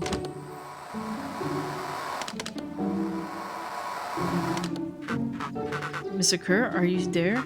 Mr. Kerr? Yes, I'm busy. What is it? Apologies, I have the founder on the line. Patch him through immediately. One moment. Hello, sir. It's so nice to hear from you. Skip the pleasantries. What's your report on our new lead research of deep engineering? Nelly Mewtwo seems to be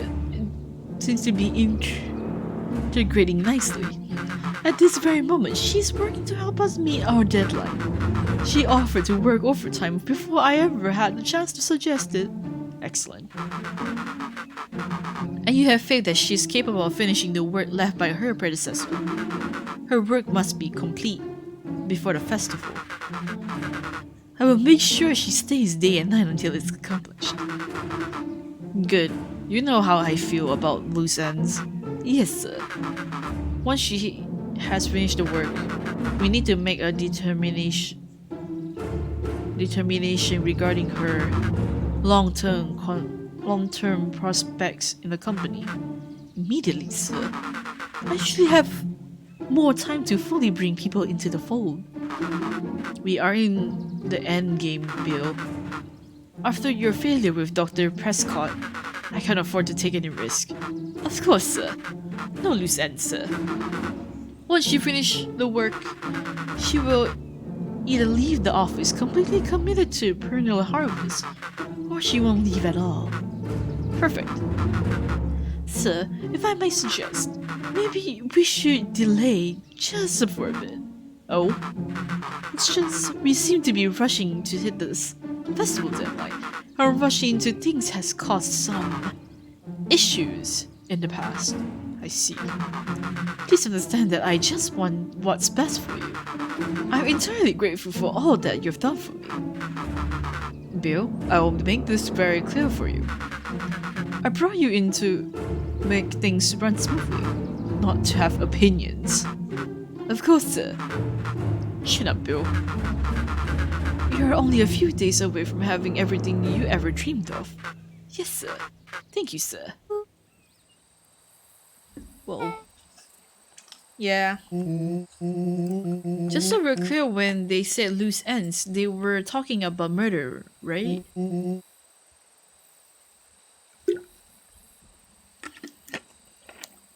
Like actual killing someone? Capital murder? Luca gave Rollo a quick elbow to the ribs. Who is this founder? I was hoping you guys would know. Now, as far as we know, Kerr is the top banana at perennial harvest. He sounds scared of this founder guy. So we have an even topper banana on the field. What the hell is my mom caught up in? Has she talked about the job much? Not really. She said she was going to come in and continue the work for someone she respected. Look, do you think that body at the warehouse was the person Beck's mom came to replace? That would make sense. Beck, it seems like Nellie's predecessor got loose-ended. I'm getting that impression. Okay, so we need to get your mom out of there before the festival happens. That's 2 days away. Won't she just come home after work? That creep on the radio said they were going to hold her there until then. So, if she's not coming out, we gotta go in and get Beck her. flicked a large sheet of paper out of her pocket and slammed it on the floor. Maybe this will help. You have a blueprint? Well, it's really just a welcome map for my mom's PH orientation day. But it shows the layout. Sure looks like a blueprint to me. Look, there's a reception area, there's a big room marked founder's office. It even has the exit mark. Guys. We have a deadline, we have an objective, we have blueprints. You realize what this is, right? Rollo started to wiggle with excitement. I think we're heisting. This is officially a heist. Chapter 6. The Heist. They spent the night's end huddled around that small map, formulating a plan to infiltrate the headquarters of Perennial Harvest. It would be no small feat, a modern facility equipped with all manner of technology. Not to mention the swarm of clipboards that would most certainly be scattered throughout. By the time the sun began to peek through the car window used as a makeshift balcony door, all were in agreement. This could just work. The final day before the festival would be used to prepare. They'd need to pool every resource at their disposal, pull every favor with a thread.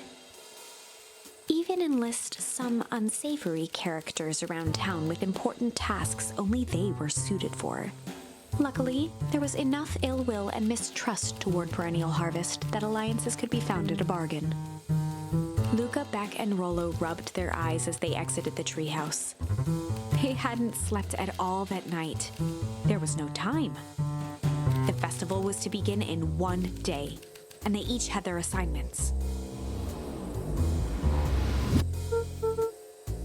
Alright, quick recap.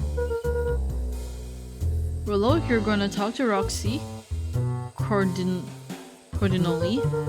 Without her and Fritz, this whole thing could go bust. Me? Cardinal is my middle name. Uh-huh. And how do you plan to explain your He waved new vaguely at Rollo's sizable figure. circumstances? Blah! She'd be so happy I'm alive, she won't even Beck notice. snorted an involuntary giggle. You're sure Ilona won't just shoot this whole thing down when she hears it? She'll listen. Once she understands the danger Nelly is in, the danger we're all in, the plan will make sense. Okay. That leaves me with Jove and Iggy. How are you gonna persuade them? I'll think of something. They each looked at each other with sleepy confidence and nodded. Well, Godspeed. Enlist the help of Jove. Igentish. Yikes.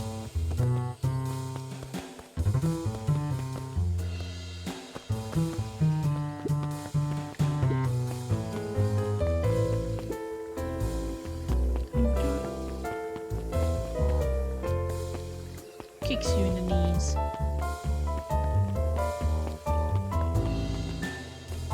Can I go in?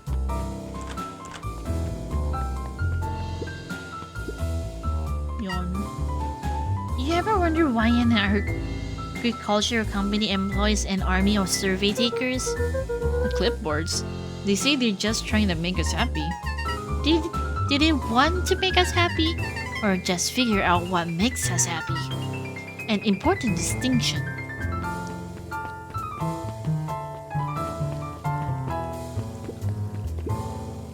Undoubted, he shook his head. Over? No. Endings are merely a state of mind. This doesn't end until I give up. Wow. I'm right, the conviction. But can he really pull through?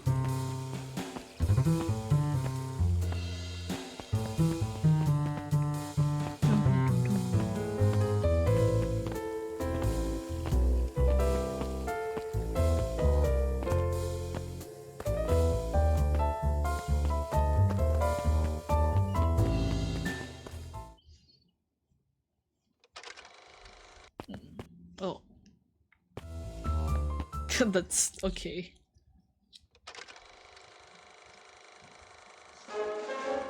We all know Beacon Pines is a great town.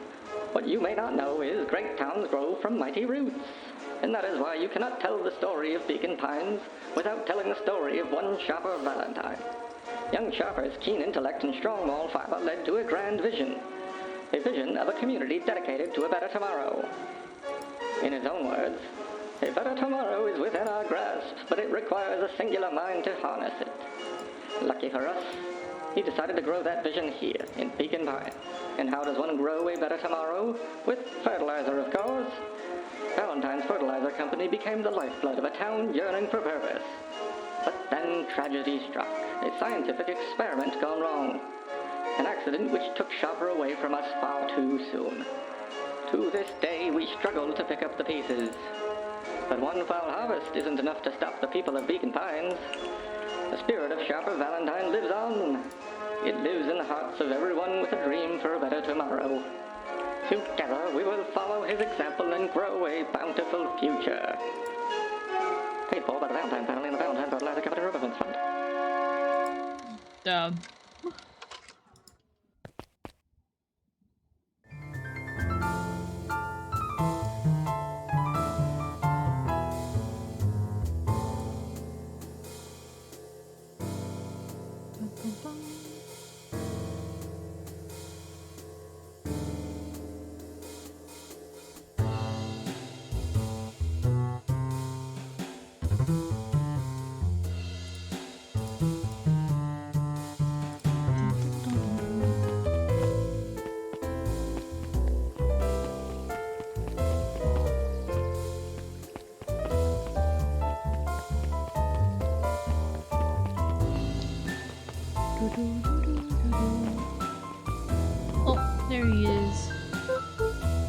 Joe. What can I do for you? Well, I know how much you hate perennial harvest. Hate's a strong word. Oh, sorry, I mean, I didn't say it was the wrong word. Gotcha. So, we're gonna bring to their headquarters and I thought you might be able to help. Jeff wheezed out a long snicker. You see, I knew you kids were alright. Great, so you'll The help? joy in Jeff's face drained instantly. Not a chance. But give me one good reason I should risk my hide aiding and abating your Looking rascals. into the sullen eyes of his would-be accomplice, Luca blurted out the first word that came to mind. Oh.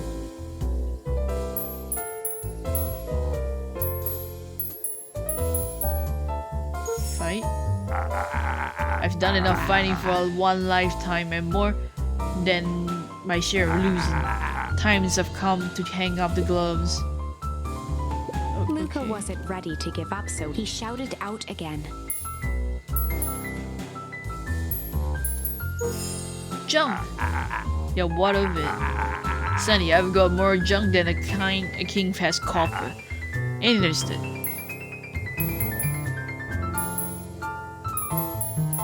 Shit. Yeah, that's all shit. I said ain't helping. Ain't that some shit? Hehe. Jeff's brow perked up.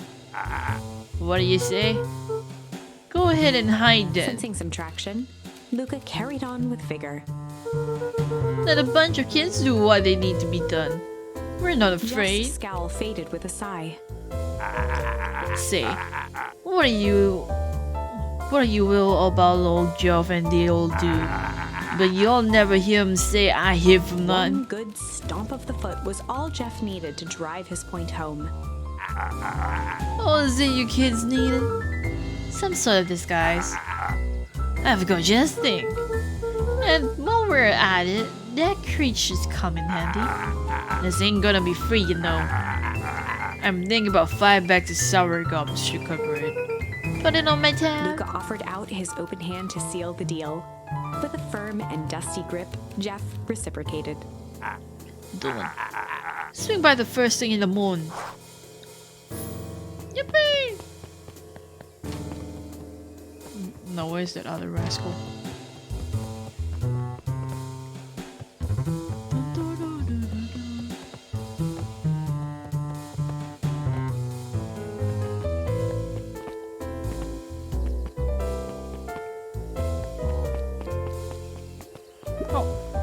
Hello. Hey Tish, look at what it is. Thank you. Look, are you here to try and tickle us to death again? Look, just hear me out. Raised an eyebrow. We're listening. Iggy, I know we've both been giant bags of shit to each other. Iggy gave a reluctant shrug. You're not wrong. But lately, life has been changing. Been kinda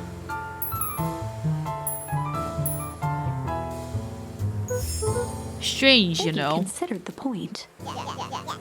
Things have been weird around here. So I'm offering a truce and asking for your help. What do you say we...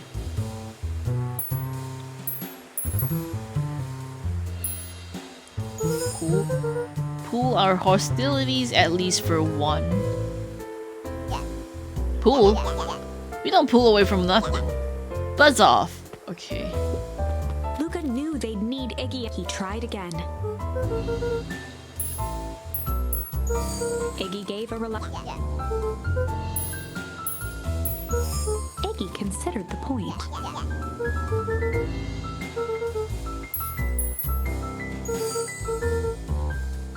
Break our hostilities at least for now.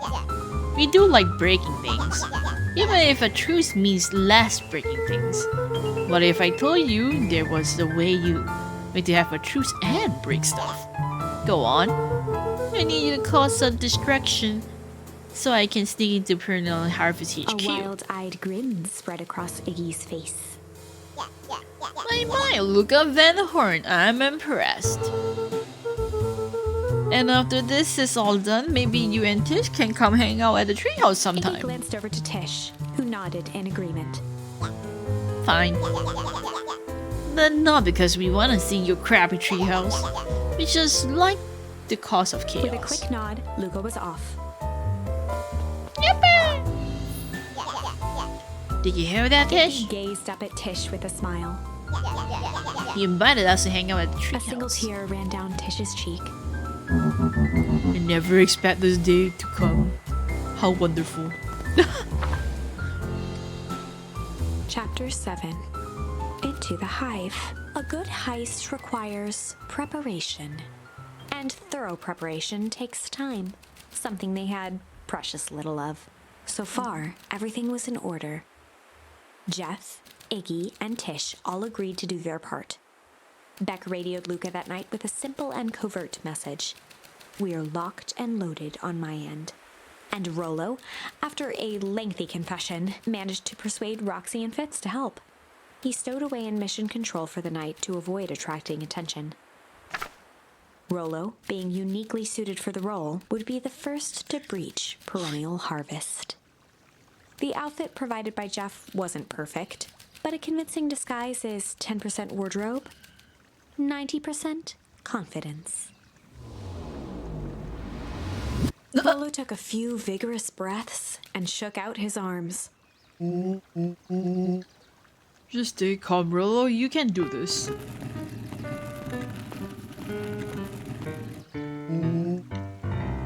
Get your delivery here. Delivery? I don't have anything in my notes about a delivery. One moment.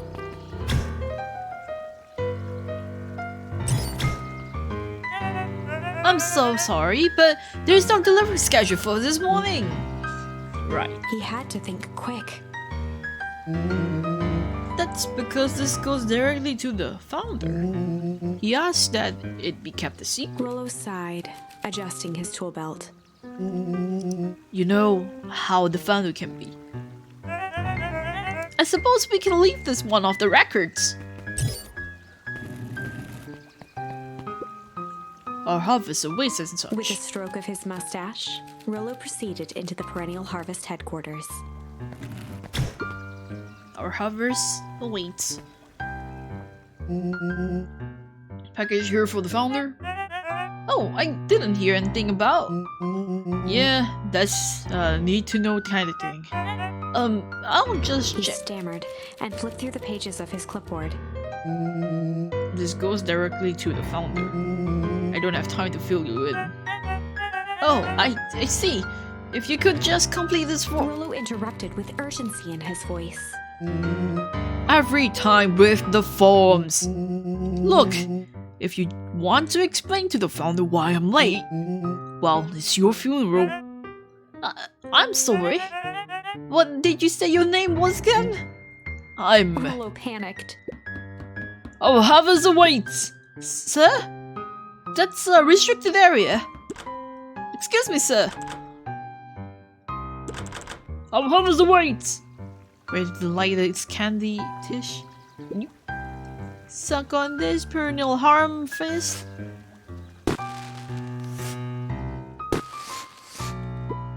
What was The that? distraction was enough for Rollo to regain his confidence. Just open the damn door. I've got a job to do. Clipboard fumbled around in a frenzy. I should check on that noise. Oh, come on. Just buzz me in already. Oh, okay. Haha. How many fucking stuff fell off my shelf? That was so close. Our harvest awaits. Hey, I figured. When in doubt, stick with the classics. Well, that was a close one. But you pulled it off. Nice work, Rollo. Alright, everyone know what to do? Yep, deep engineering is to the north. I'll go with Beck. In case she needs some muscle. I'll head east to the founder's office. You two be safe. Locate the founder's office. Keep engineering wing. Beck and Rollo have it covered. That's odd. There's not even any cups for water.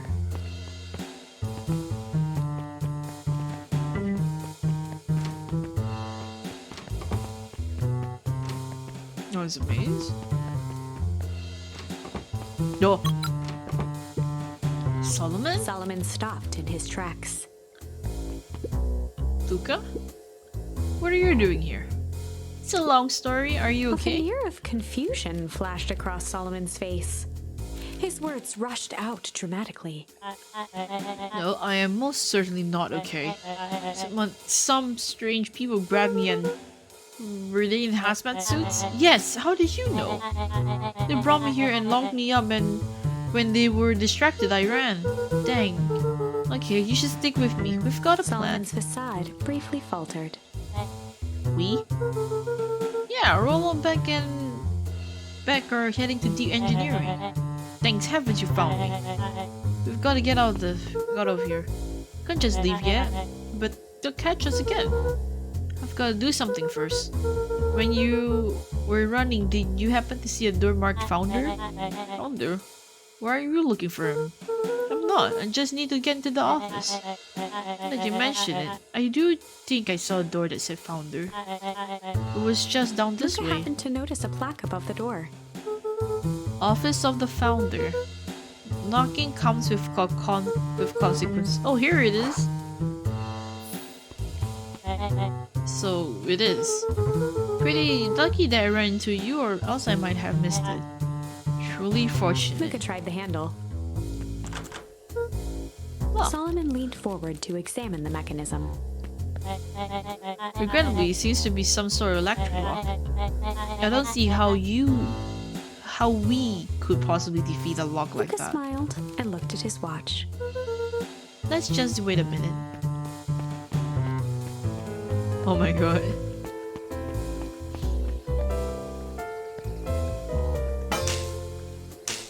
No. I don't know what sort of funny business you're up to, but I like it. She mimed a quick hat tip and ambled off with a whistle. Howdy. Good afternoon. The light on the keypad changed from red to green. How do you do that? It's good to have friends. Quick, let's get inside before someone spots us. Luca switched on his walkie-talkie. Rollo, I'm in. As expected, there's a control panel. Great timing. We're stuck at the locked door marked 24601. Need you to get us through. What if someone catches us? We should get out of here. I'm not leaving my friend Solomon. On the computer screen, a green cursor blinked in a password field. Surely you don't have a way to get around the password. Luca pecked out his best guess. Underground secrets. The screen blinked to life. Columns of green numbers glowed on a black background. How did you just guess that? Oh, it's this absurd password Rollo heard when he was down here before. It's funny how someone arrogant enough to call themselves the Founder uses such a basic password. Or they were thinking several moves ahead, not expecting anyone to guess something so simple. These villain times always end up outsmarting themselves. Solomon's jaw clenched into a half smile. Your powers of deduction are as impressive as your luck. Luca quickly scanned the columns for number 24601. Rollo, I think this should do it. Such an irony. Bingo bongo, door open, Luca. You never fail to impress. What is that slippery low even doing down here? We have friends whose mom is in trouble. We're here to get her out. I see. Okay, look, I think we're close. The next door marked 13806. Once again, Luca scrutinized the numbers on the screen. In that moment of distraction, Solomon reached forward and pressed a large red button. Maybe this one opens the lock. Oh my Crap, we've got company. Luca must go faster. One sec, I can't think with all this He quickly noise. skimmed the screen with his finger. Here it is, 13:08:06. Go, go, go. Chris, this fumbling hands. My apologies, Luca. Don't beat yourself up. I know you were just trying to help. No, they were not.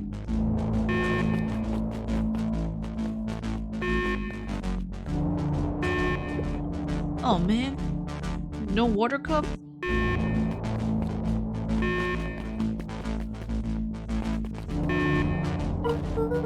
Rollo, are you okay? Rollo, come in. Mr. Kerr approached with a sneer and spoke into his walkie-talkie. You can turn off the alarms, they're With trapped. self-satisfaction, he called into the hallway. That, my dear, is a dead end. Nowhere to run. Rollo, where are you? Are you okay? Yeah, I think we lost him. Making our way back to Nellie's office. Okay, you two rebels, routers are coming with us. Nope. Ooh! Make a break for it! You can't do it. Why is it just in a room? Did that little shit just kick me? Don't just stand there after them! Okay, I think that where Roxy and Fritz have them on a wild goose chase. I'm having trouble following what just happened. Like I said, it's good to have friends. Rollo, how long do you think Roxy can distract them? How long can Roxy keep someone so pissed off they can't see straight? Let's just say we've got time. Entering Nellie's office now. Mom! Oh honey, what did you do? What did you do to your hair? I think you'd be happy to finally use the young chemist lab kit.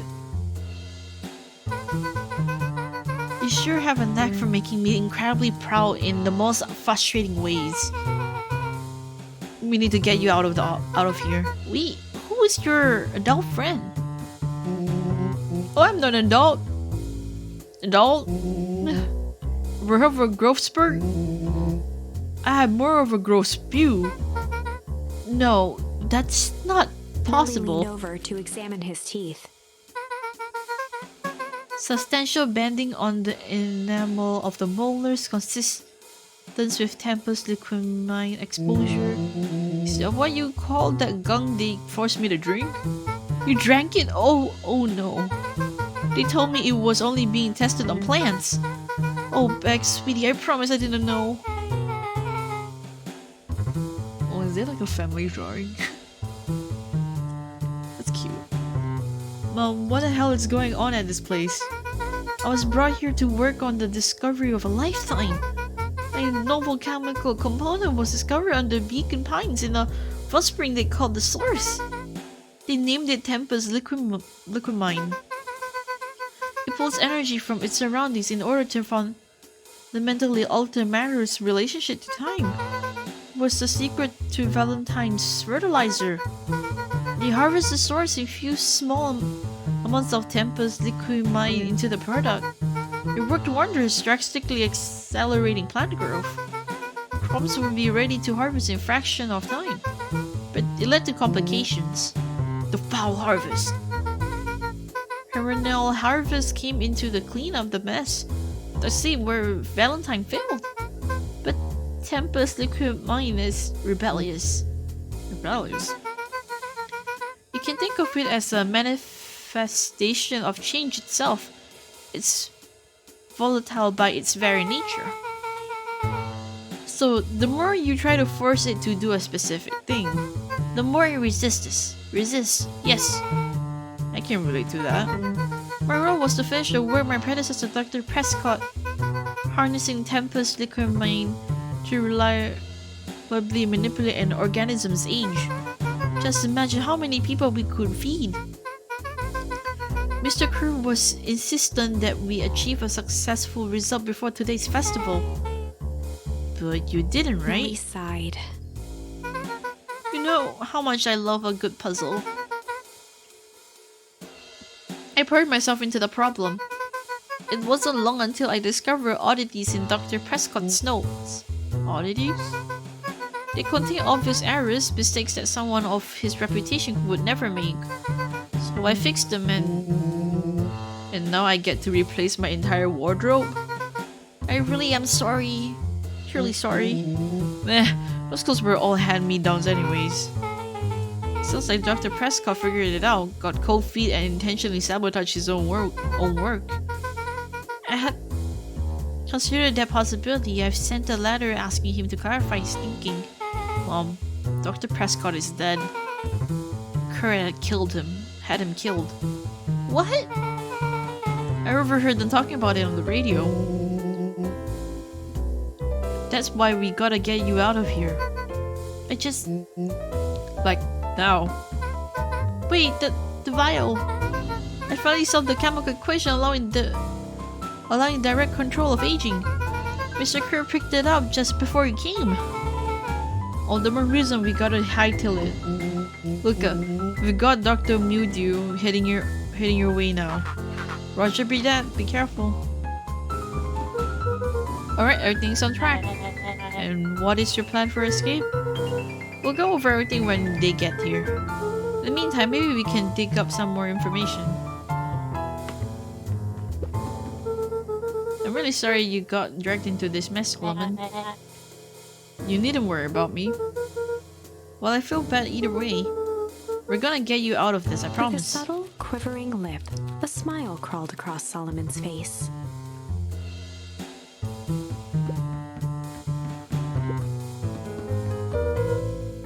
Malice 80 proof whiskey.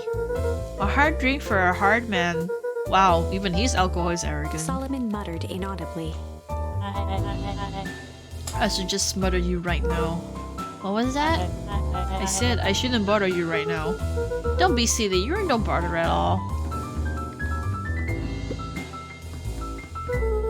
Let's see what else this bad boy has on it. Security system, time card logs, payroll. You know, for being so evil, this guy sure is boring. Solomon once again muttered under his breath. Just you wait. Oh, nothing. Ah! Thank you for the raid. Hello, hello, hello. Oh, thank you for the follow as well. My name is Mika, and as you can see, I am playing the game, playing this game currently, and I don't understand why my audio is not routed properly. It's okay, it's okay. Thank you for the raid, though. I'm finishing up the story for this, though, so yeah. How's the game so far for you? I'm already at, let me see, 2, 4, 6, 8, 10. I'm already at 10, and I'm already at like, I guess the last branching point I can do with the storyline. Yeah, the R&M music's really, really nice. I'm loving the game so far. I only started like yesterday, and I was like, oh, let me just try streaming the rest of the game on Twitch and stuff. I see. But anyway, but yes, thank you for sending people away. You're probably hitting like a very major turning point in the stories currently.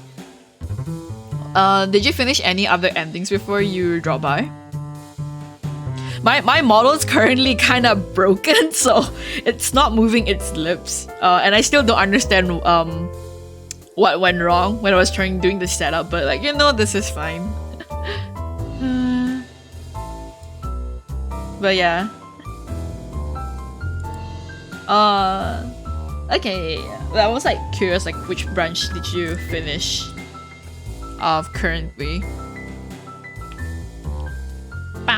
I can put ears on this one and can forehead game, but yeah, I wish the model's mouth is moving, but I don't understand why. Like, the mic is not detecting for this thing. The one on the far left.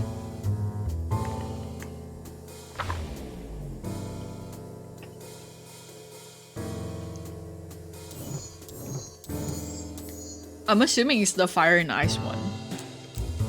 Is it this one? Oh yeah, the fire and ice reveal. Oh my god, my poor heart.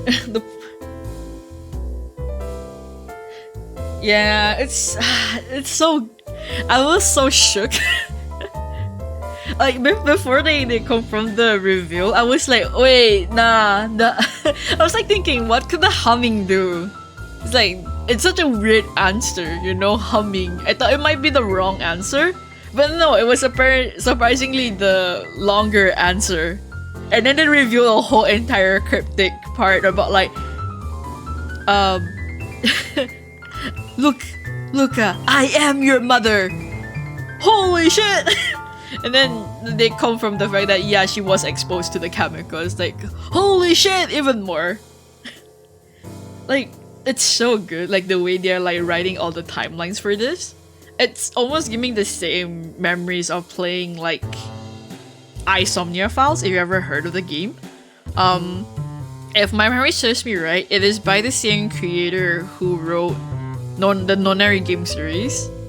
So for that game series, they also have like the habit of making multiple timelines which have their own lore and story to it that, you know, goes into like different aspects and explains like, oh, how all this actually ended up, you know. It's really, really good. Like if you like one of those like timeline based games, I would recommend playing Insomnia Files. It's really, really nice.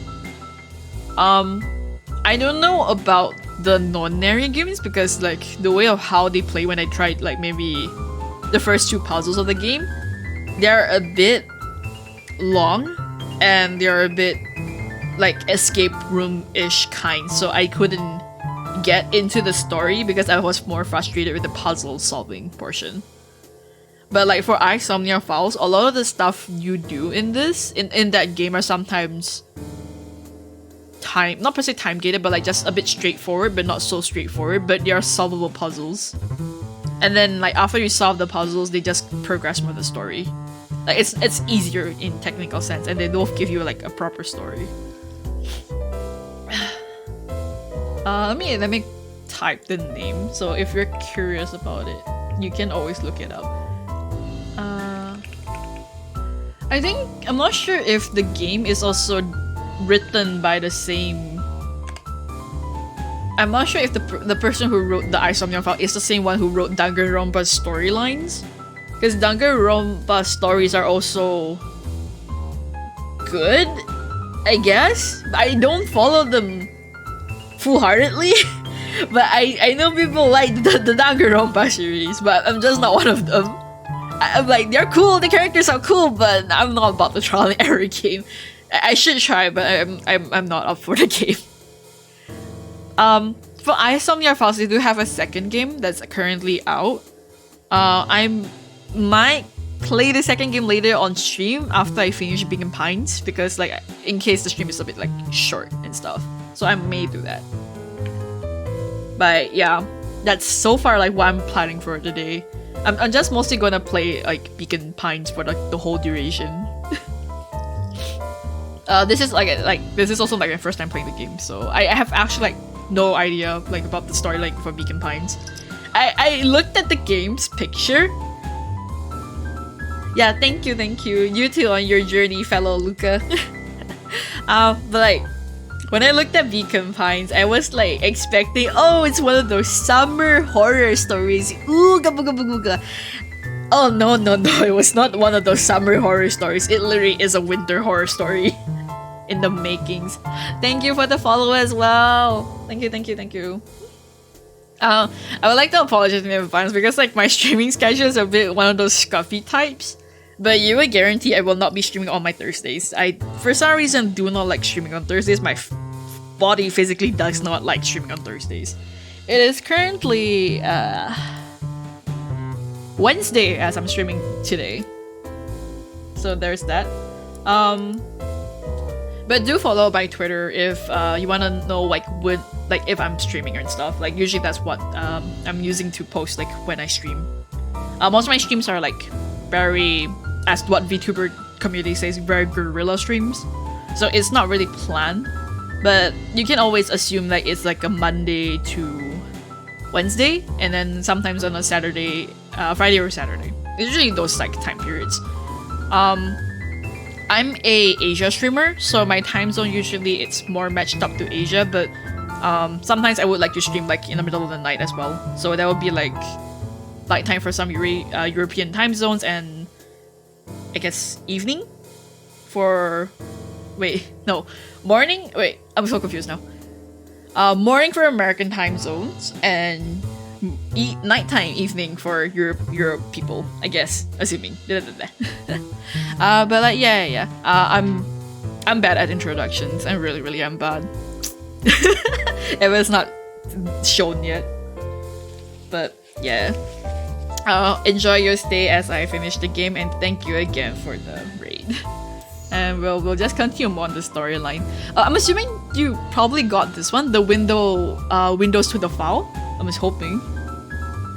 Hey, yeah, thank you. Catch you soon. So, for anyone who is like still around and like don't mind spoilers for Beacon Pines, this is from the ending where you went with Rollo to look at the chemical things, and then Rollo didn't make it out, or basically Rollo disappeared on us. Yeah. I'm just doing a small recap about this. So this is the branching part where you went with Rollo to go look at the thing, and then Rollo disappeared. So probably from Joe's side, you have seen the ending with like Iggy, the whole situation. Rollo is still at the end of Iggy's one, we couldn't find Rollo, and we don't know what happened to Rollo at the end of this one. So for this one, assumingly you know the idea of cross-elimination, this one's the ending that tells you what happens to Rollo. Or like, you know, what became of the dude. And it's probably like, I'm hoping is the true ending. So for this one, to get the Malice thing, you would have to do the Fire and Ice branch first, and then after you're done with that, you can go back to here. Like, I managed to do all of this one to manage to get this one. So, this is our situation. Within the Fire and Ice one, we found out Solomon is an asshole.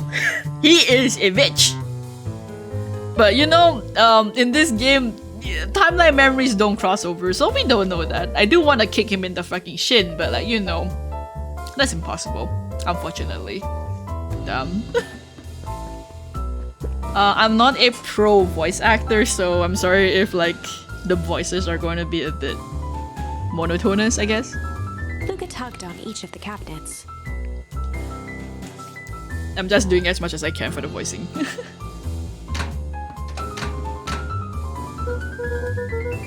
Dang, this must be the good stuff. They're all locked up. Perhaps he's not as careless as you suspected. Like, it was such a bad timing to see Solomon in this situation, but like, goddamn. It's one of those like comedic moments of like, oh, you just so happen to meet the villain of the series, but you just don't know, so you just doing like stupid stuff in front of them. It looks like the founder was helping Kerr plan the festival. Why would such a secretive leader be obsessed with a party? Only time will tell. Luca held his hand up to the ashtray. Still warm. Must have been in here recently. They heard the trampling of frantic footsteps from the hallway. My friends. Lock it, lock it, lock it. Lock. So, that's Rollo. Our dude, our man, our boy Rollo. That was close. When we left Nellie's office, it was swarming with clipboards. We barely got away. Did they follow you? Rollo? Before we started tossing blames around. Never change, Rolo. Is it possible someone ordered a pizza? We'd love to hear your thoughts! Definitely not pizza. What now? Don't look at me, I'm officially retiring from the heisting business. We're so sorry for the inconvenience. We just have a few questions. Just let me think. Can someone watch the door? Of course. Oh no. Everyone else, huddle up. Oops. I think this little chapter has gone along enough. Solomon, no! Hush now, child. The adults are speaking. Dr. Mewdew, our brief reintroduction is in order. We've never met in person, but we have corresponded. You see, it was I who hired you. Solomon, the pathetic orphan child. The powerful and enigmatic founder. It's not actually said like how he became like this either. Unless he reversed the fucking chemical. Shopper, the fallen partner who created this town. Perennial harvest Valentine fertilizer. All connected by a single thread. Yours truly. But that's... Her eyes searched the floor in thought. Solomon watched eagerly, waiting for the flicker of epiphany. With a sickened look, she peered into his soul. Ha! Yes, now you've got it. Tempest, liquid mind. You discovered how to reverse the process? Solomon clapped with genuine delight. Very good, Dr. Mewdew. Very good. Though the discovery wasn't intentional. Solomon glanced down, examining his youthful form. And the effects went a little too far for my taste. That's why you needed me to finish Dr. Prescott's work. Which you did admirably. Mr. Kerr, the vial, please. Kerr presented it with a theatrical twirl of the hand. May I present you the eighth wonder of the... Before he could finish, Rollo snatched the vial from Kerr's palm. Oh, this stuff sounds pretty valuable. Be careful, you fool. You have no idea what you have in your hands. Actually, we do. We just did a whole evil villain monologue thingy about it. Rollo casually tossed the vial to Luca.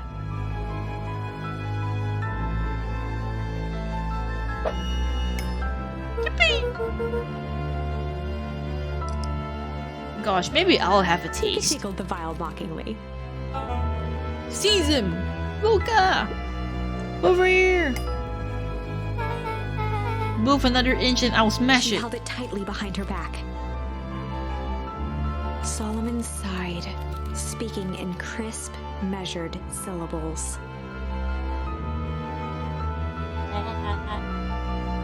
You have no plan. I'll smash it, I swear. Fine, risk killing us all. Or, if you're lucky, nothing happens, then what? We capture you and grant you much less He leniency. pursed his lips with feigned sincerity. But I give you my goods, if you hand it over now, none of you will be A harmed. deep uncertainty washed over Beck. You're a smart girl, Buck. But there's no shame in being outwitted by someone smarter than you. We both know there's only one way this ends. She looked to Nellie shakily. With a dispirited nod, Nellie sighed in defeat. Beck slowly approached Solomon. That's good, girl. Beck, don't do it! We can trust that jerk. I'm sorry, he's right. With apprehension, Beck conceded. Solomon pocketed the vial and brushed off his shoulder with a sharp flick. Mr. Kerr, you have allowed yourself to be humiliated by a group of children. You're brought to my office tomorrow for a performance The review. blood drained from Kerr's face. Of course, sir. But first, you have a speech to make. Trot out there and give me the introduction I deserve. And don't forget to smile. Yes, sir. And to think of all this is thanks to the effort of Mr. Van Horn. I don't understand. How is this all because of me? Ha! I said Mr. Van Horn, silly child. Dr. Walt Van Horn.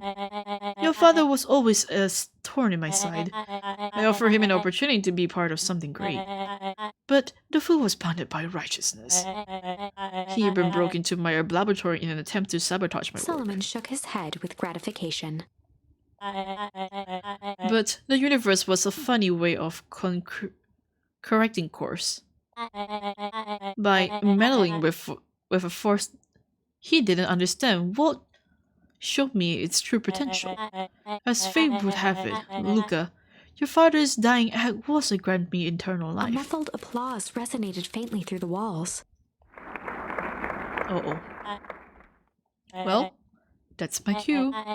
After the festivals and my subsequent ascension, I will return to deal with you all. Until then, I suggest you use this time to reflect on the magnitude of your failure. You three, keep post outside the door. Whee! Well, crap.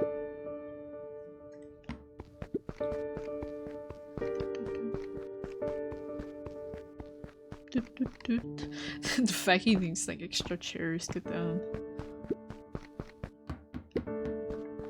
I can't believe Beck sold us out like that.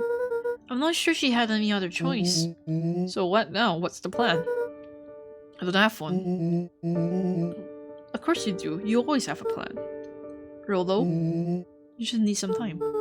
Rolo, it's over. We lost. Nellie was staring at the floor, deep in thought. Sorry, Luca. Give me a minute to calm my mind. Hey, I'm sorry, Luca. I did what I had to do.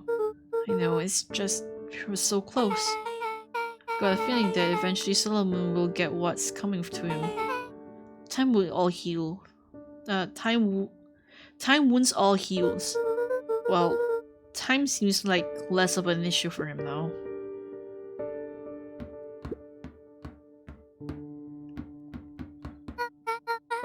Luca, there's something you should know. After Mr. Kerr locked me in that office, I had nothing but time and curiosity. I poked around a bit and hoping to find a means of escape, but I found something else. A note hidden in Fal's drawing.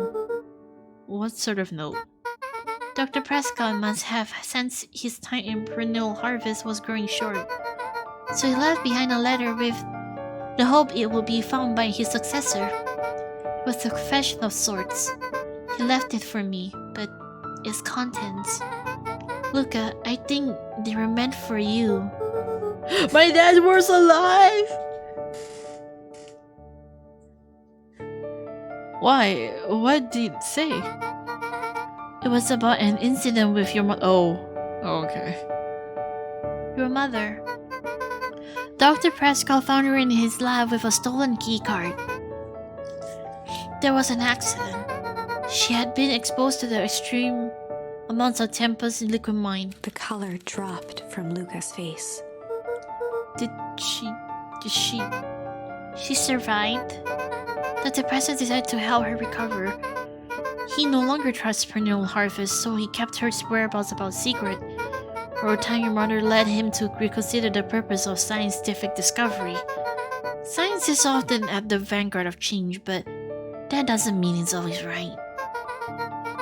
He realized that no one should have control over something as powerful as time itself. I now believe that why he began to intentionally sabotage his own work. And it cost him his life. That's a reasonable conclusion. Luca was overwhelmed with emotion. But If she's alive, where has she been? Where is she now? A Uh-oh. sudden explosion sounded from the hull. Uh-oh. Uh-oh. Chapter 8.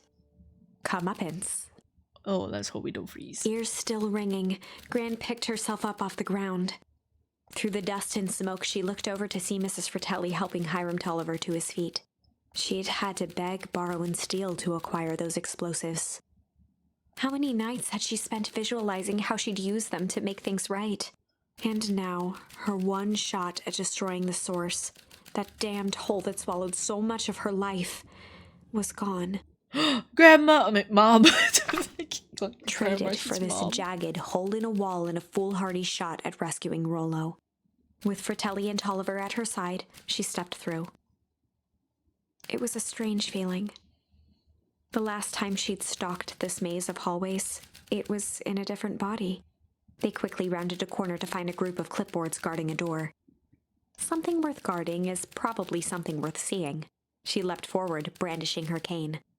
Let's go, If her Mom! last chance at vengeance for things lost was truly gone, she would just have to fight to keep what she still had. Mom!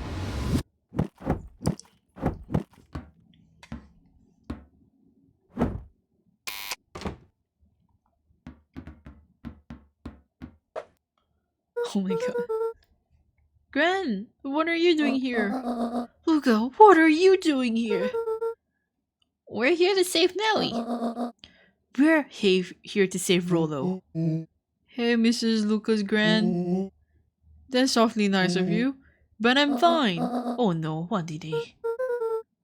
Gran, there's no time to explain. We have to go now. Come on, everybody, we've got a party to crash. They made their way out from deep within Perennial Harvest, just as Solomon finished up his speech. Thankfully, we can dispense with the formalities from here on out. Solomon pulled a glass vial from his pocket. We've got to stop In him. one smooth motion, he downed its contents. A triumphant smile grew across Solomon's lips. Oh no! Well, I guess that's it. We lost. I wouldn't be so sure about that.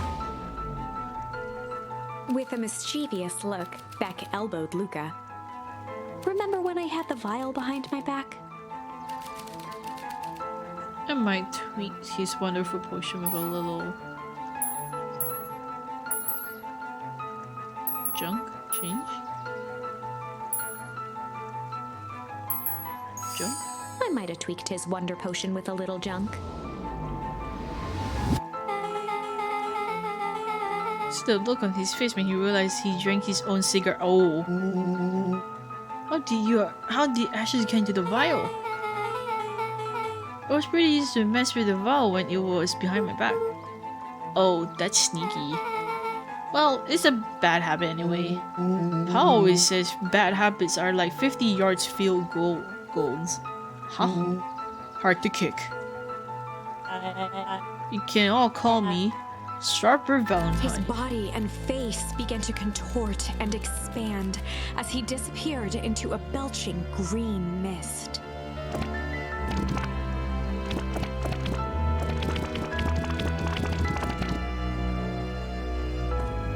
Oh. Oh! He's gone! We killed him! Oh, that's one way to kick a bad habit. As the last of what was once Sharper Valentine wafted into the air, the crowd began to disperse, still numb from what they had just observed. Sharper Valentine was gone for good. His end would be a new beginning for Beacon Pines, a new chance to let go of the things they had lost and grab hold of a new future. The end. Well, I'd be lying if I said that wasn't a bit gratifying.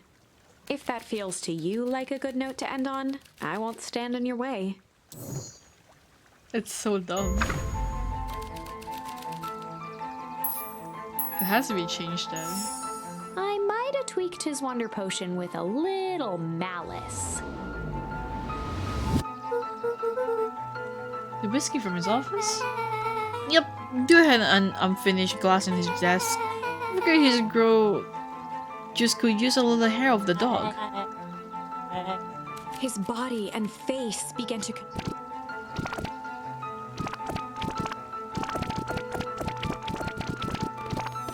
Oh. Oh!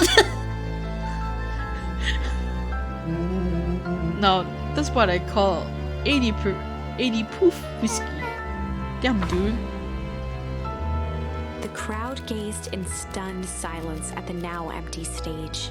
The quiet was broken when William Kerr sprinted off stage and into the distance. He was never seen around Beacon Pines, or anywhere else for that matter, again. Watching the silhouette of Kerr disappear over the horizon, Luca began to laugh. First, Okay. a low chuckle that became uncontrolled, heaving laughter. Okay, Luca. Through his tears, he was vaguely aware that the crowd had begun to laugh with him. The end. That was unexpected. Perhaps a bit of an absurd ending for my taste, but who am I to say? I'm only writing the damn thing. Okay.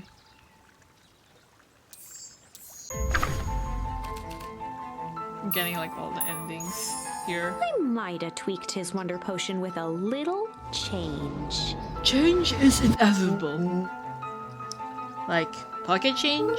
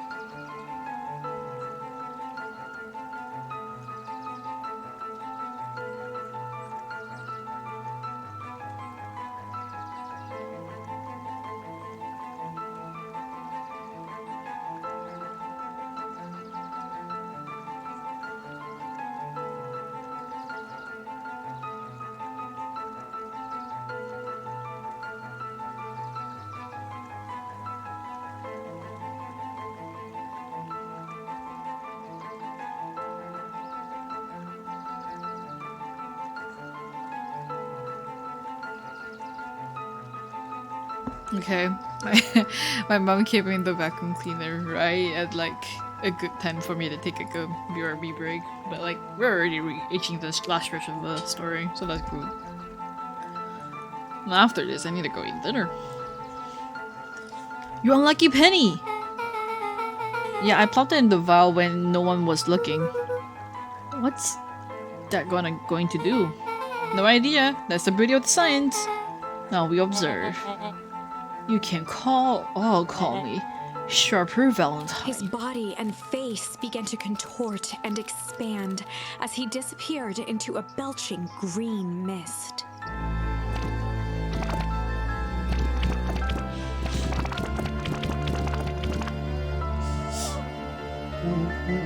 Holy crap, he's a baby. Yeah, but he's still Sharper, right? What he was no longer matters.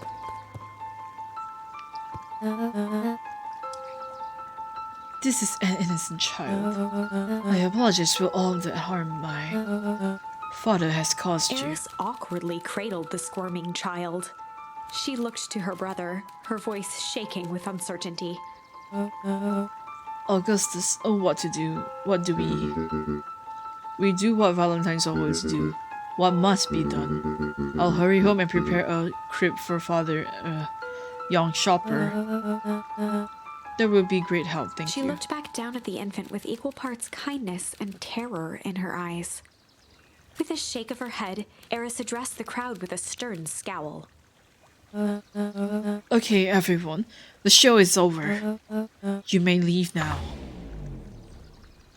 Epilogue. Oh! Beacon Pines' coldest summer on record came and went without much fanfare. Folks shared what they had and none were left wanting. The new school year was ushered in by the falling leaves of autumn. After everything Luca, Rollo, and Beck had been through, middle school was bearable. The chill of winter didn't seem to bother people much. They kindled a hope for a better future in their hearts. When spring arrived, farmers planted their crops with a sense of joy and optimism.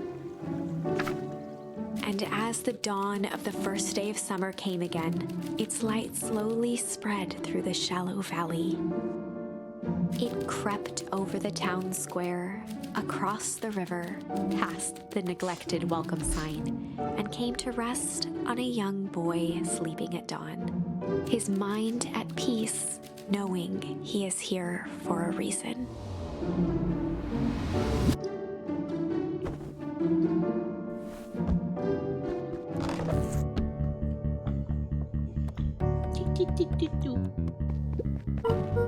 Rollo, are you up yet? Roger that. It's a beautiful day at Mission Control. You gonna swing by? Be there in a minute. Checking with Rollo at the treehouse.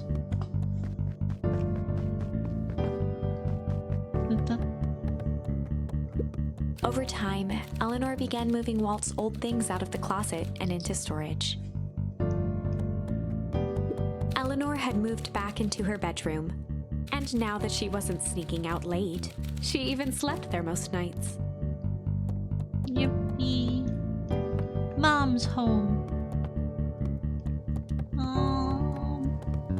Oh, okay, Mom. Mom, I'm ready to go out now. You go on without me. I'll meet you there. I've got a batch of jam to finish jarring. It's funny. I only started making jam as a way to send message without anyone noticing. But now, I enjoy it. Man. Kinda sad-ish. Like bittersweet the fact that they can't really reverse this.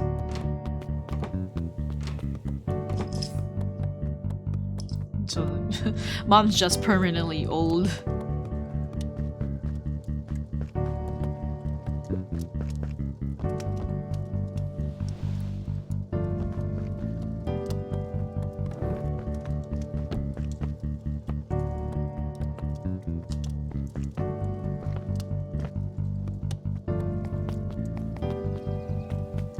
Can we go say hi to not really where my dad's grave is?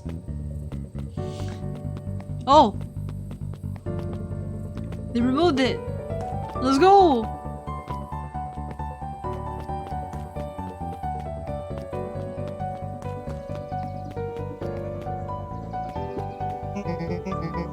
you and Rolo have big plans for the little treehouse. Yeah, it's starting to get crowded after we revoked the max capacity one Rolo, one Luca rule. So we decided to expand. But at least we've got some help with that. How's the intermission at Nelly and Ilona's shop going? It's been great. I'm hoping it helps me get into the School of Agriculture of App State. Also, Nelly said she'd write a letter for a recommendation, which would be huge. I just can't help but worry about leaving Rolo. He's grown up so fast, but he's still my little brother. Yeah, he had a heck of a growth spurt.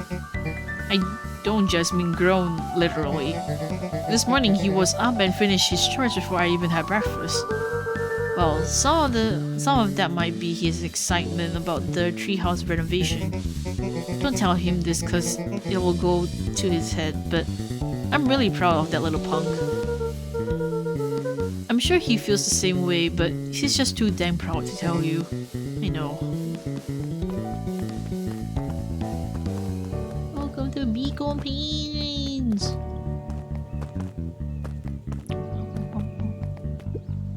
Hello, sir. Hey Gus, how's tree planting going? Couldn't be better. I'm so glad that Ilona and Nelly are helping me out. Bleh. I just wasn't built to be a mayor. Too much bureaucracy. Gus, we finished cleaning up the sidewalk. What's when next? Perennial Harvest collapsed, most of the clipboards skipped town. But some stuck around and dedicated themselves to making things right. And with a knack of art can help paint the new offices. You can count on us. Well, it looks like you really found your calling. I never really felt comfortable telling people what to do. Now, this right here. This is something I can be proud of.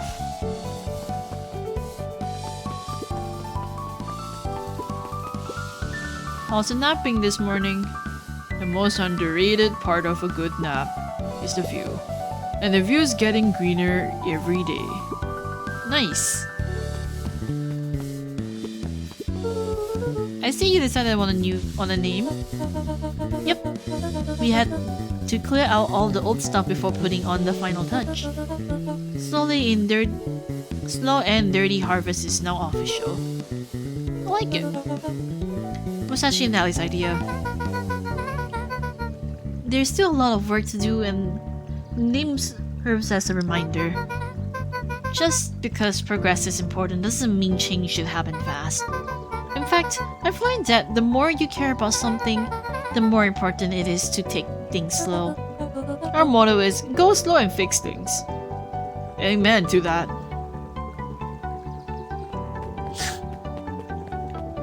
Interesting name choice, but okay. I better not dilly-dally. Gotta get to the treehouse. Okay.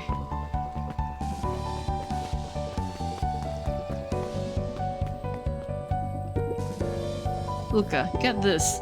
I managed to reel in an actual fish this morning. Seriously? Yeah, and honest to goodness. Flippy-flopping. Swim-swamming. Fish! I didn't think I ever caught any actual fish here. Been at least 7 years since I actually caught one. I'd say it's a good omen. What do you do with fish? Oh, I reel it back into the pond. I release it back to the pond. I'm hoping on catching it again tomorrow. Can I talk to Dad?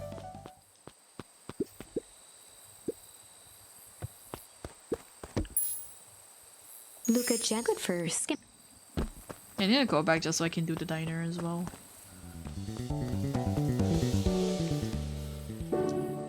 A little higher! Yep. A little lower! Yep. Little higher! Yep. I'm telling you, the angle isn't the issue. We need more power to the radio. Luca, there you are. Will you tell him it's not the angle?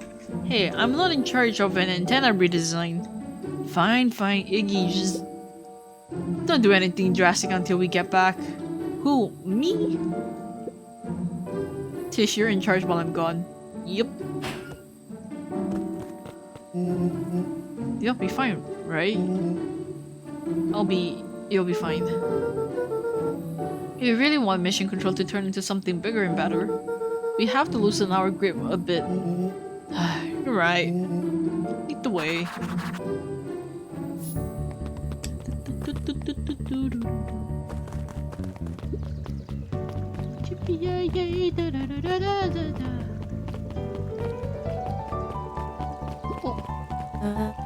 Young Master Van Horn. How's the song, Sharper doing? Young Sharper seems to be enjoying nature more than I. So, we do a lot of strolling these days. Has he, you know, attempted to crawl out of his crib and plot world domination? Yeah?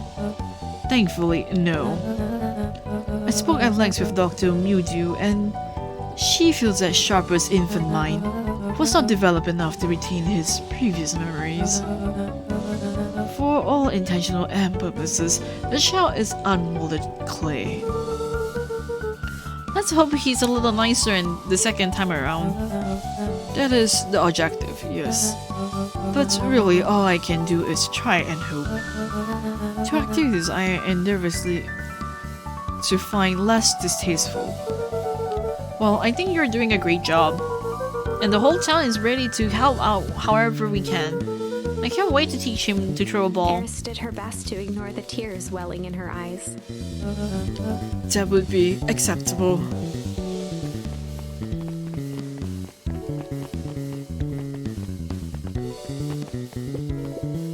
Luca, do you want a biscotti? On the house? I don't really have time. Cyril, you gotta come and see this. I finally did it. I pulled the perfect espresso. Aw, Lumi. If I didn't know better, I would think you're proud of something. As if I know. It's too late. You're now officially a person that cares.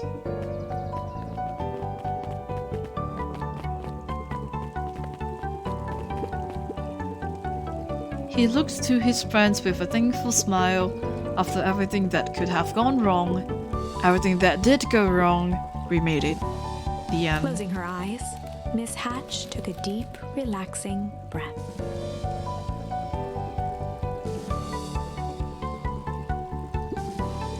Oh, hello, Luca. How are you? Really good, actually. That's wonderful. Did I miss anything? I think you're pretty much up to speed.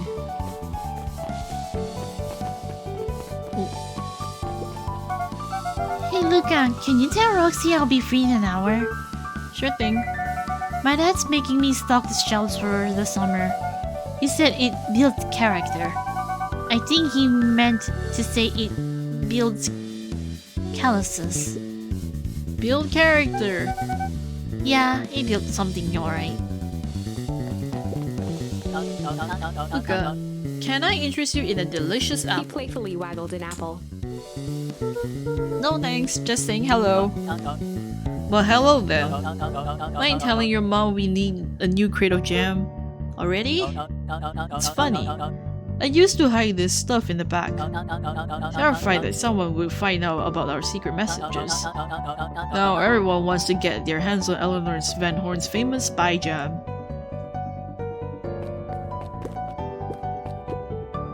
Well, back for seconds? It's not too much trouble. For the longest time, I didn't understand the appeal of ice cream. It serves no purpose, other than to be briefly enjoyed and then it's gone. But it's pretty tasty while it lasts. I'm inclined to agree. Beep. What's today's news that needs knowing?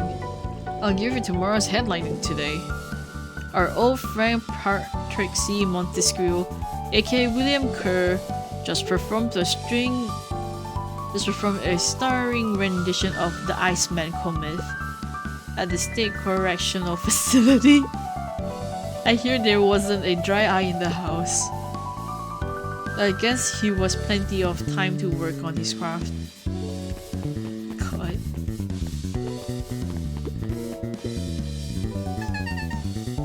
you swung by? More follow-up questions for your story? Nope, I got everything I need. Thanks again for that. I sent a draft of the story to a reporter in Capital City, and they offered me an internship. Of course they did. You were an amazing reporter.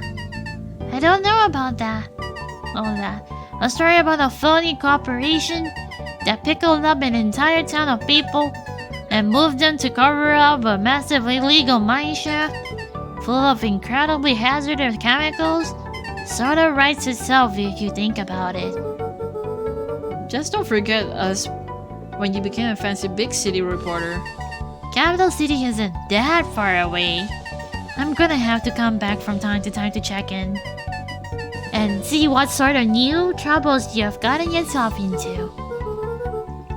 Sorry to disappoint, but my adventuring days are over.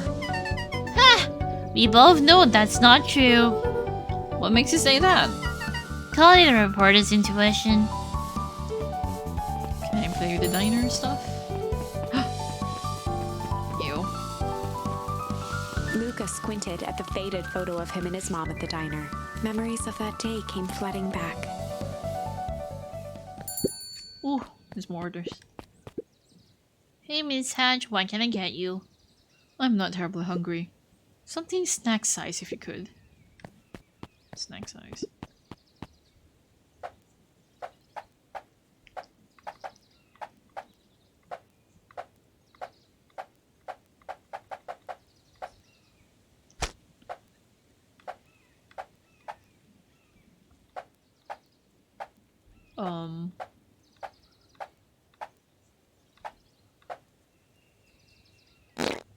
I guess? I call it the novella. Lovely. I have a coupon here for 1 free burger. What will it be? Well, I have a lot of mouths to feed. So give me the biggest burger you have. There must be a lot, huh? You have no idea. Oh, and throw some lettuce on top.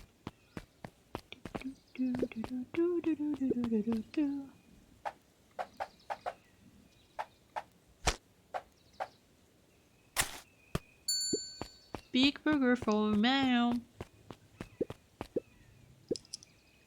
The too much is never enough. This should keep them at bay. Thank you. If it isn't little Luca. Hey, Uncle New Creed. How come you haven't been around the house lately? Well, your dad and I had a little disagreement is all. How is he doing? He hasn't mentioned me? Not really. He's been busy lately. Sometimes he doesn't come home from work before bedtime. Is that so? I'll tell him I'm thinking of him. You seem sad. Nonsense. What can I get you for lunch? The fact of the matter is, I don't have much of an appetite right now. But Uncle Nuncrete, you gotta eat. I'll make you something special. I'll cheer you up. Oh, you don't know what to make for him.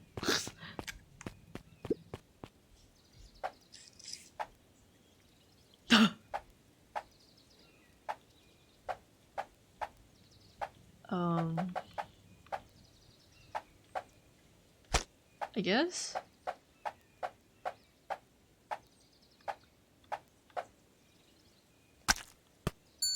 I guess?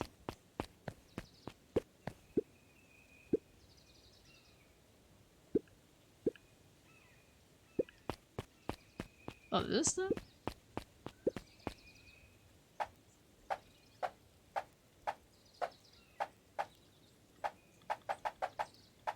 Oh, what would he want?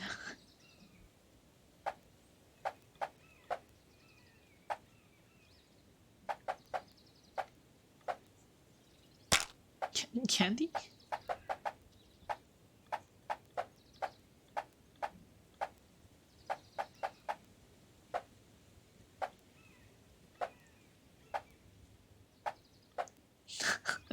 I don't know.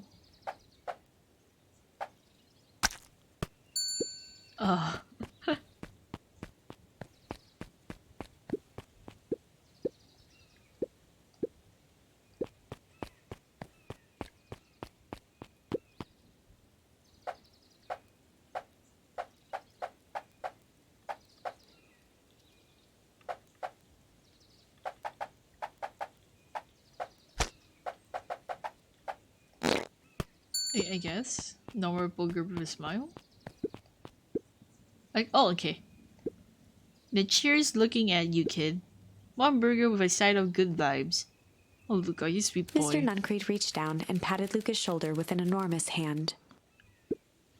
You got a lot of your dad in you, don't you? I guess so. Run along, I'll do my best to clean my plate. Man. This Justin. Last chance diner overrun by gremlins. Not gremlin, I'm Luca. Mr. Wilder adjusted his monocle jokingly. I stand corrected. In that case, would you believe I have a craving for a burger? You've come to the right place. Indeed, I'll have a nice juicy burger topped with onion.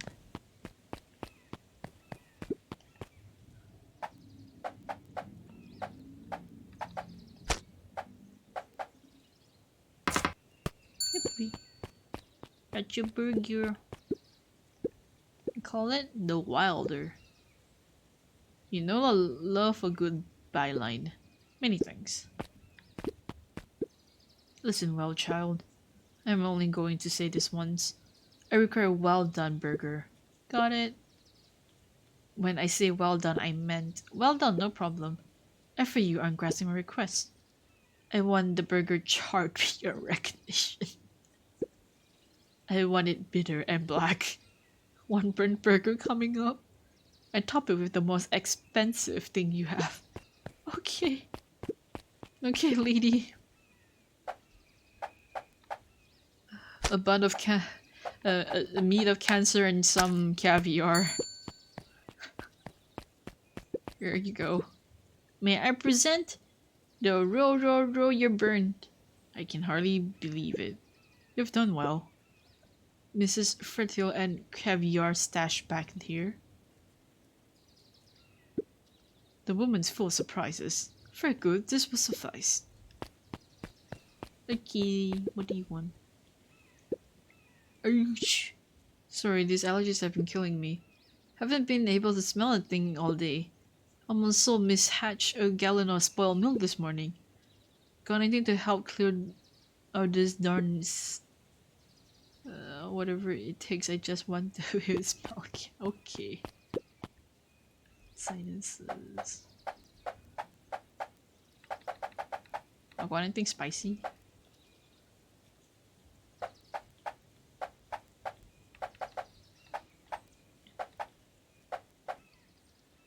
I'm not gonna.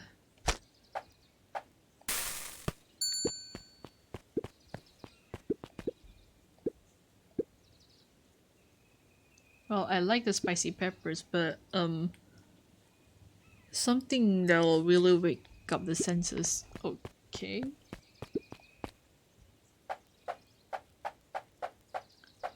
No, not the pungent fish. Oh. Oh no. A cod for the common cold. Oh my, that's spicy and stinky. I'm sorry, I'll try again. No, don't you see what this means? Smell again. Looks like your father isn't the only doctor in the family. Mom, I'm done. Alright, it looks like we've got everything we need. Let's get to feeding these folks. Oh, I already fed everyone. You made all the food yourself? What on earth did you put on the burgers? Just what was lying around. Oh dear, that can't be good. Thanks again, Luca. Best burger I ever ate. Surprisingly competent. Everyone seems happy. You really are a McAvoy, aren't you? Yippee! Yippee!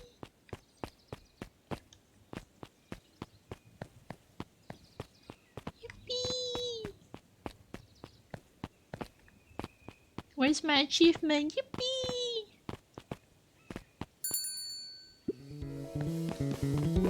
Mrs. Fratelli glowed with a carefree smile.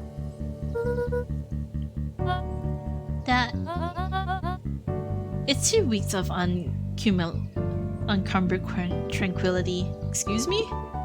Would you be so kind as to take my order?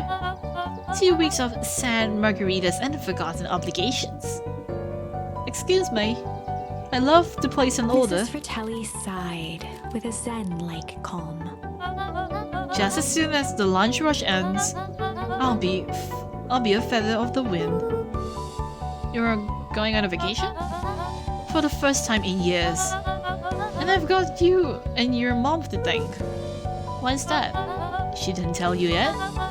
You two are gonna fill in for me at the diner while I'm gone. Just like the old times. It's fine, I'll wait.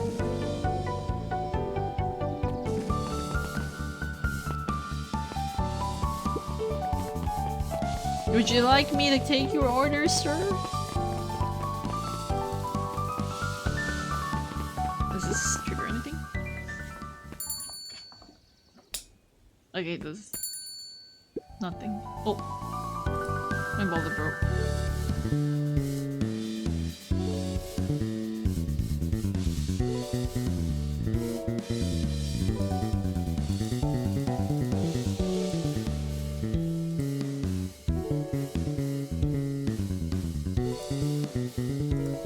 Ah.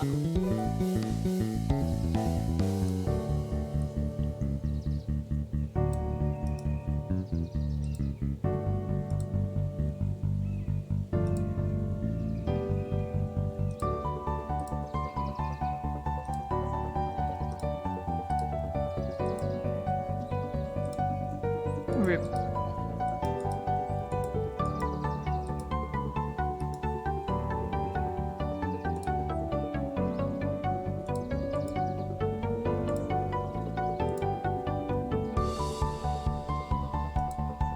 Oh, I think it's working now. Fuck. Okay, that's...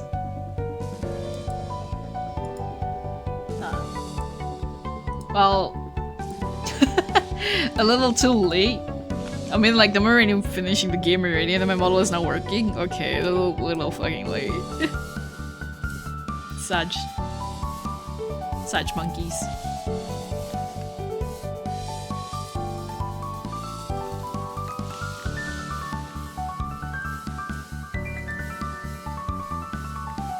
Yeah, my game's not detecting my controller. Hello?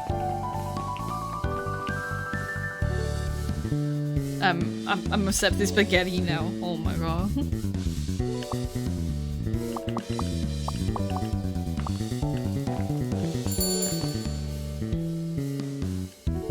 Yeah, my controller's not working on my game. This is because I probably opened the program. Man.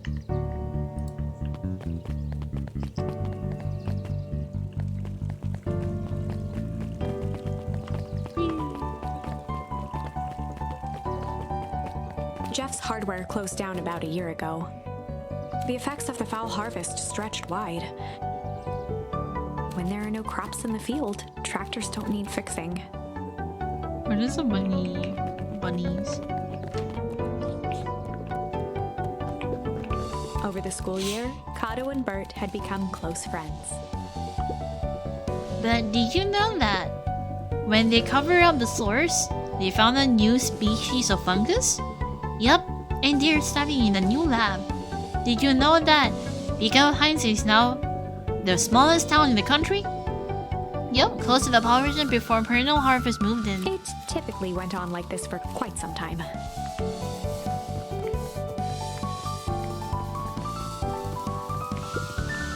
Luca peeked over Piper's shoulder. Laid stealthily inside a large volume of mathematics was the first issue of Hank Atomic. Ayo? Piper, are you reading Hank Atomic? Do you mind not telling anyone? I've kinda got a reputation to uphold. Oh, it's nothing to be ashamed of. Just about every kid in the town reads Hank Atomic. Honestly, I'm excited for you. What I give to start over fresh. To experience it again for the first time. I guess that's the downside of finishing something nice. At least now I can enjoy it again through you. Promise to tell me about it as you go. Sure thing.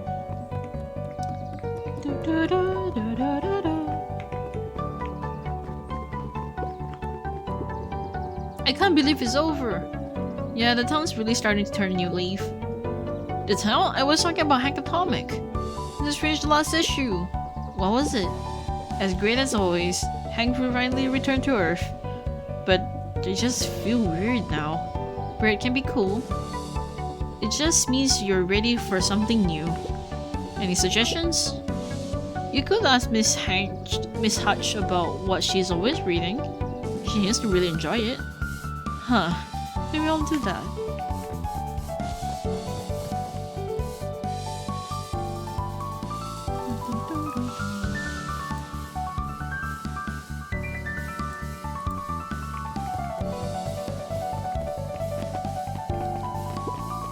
Mr. Duncreed. Hey, Mr. Duncreed.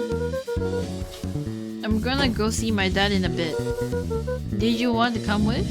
Even after everything I did, you'd Mr. still... Duncreed shook his head.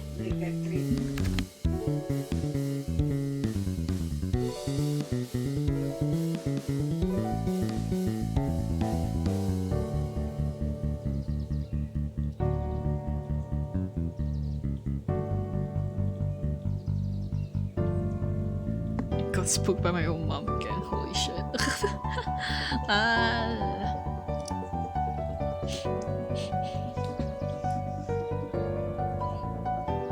Mr. Lankry shook his head.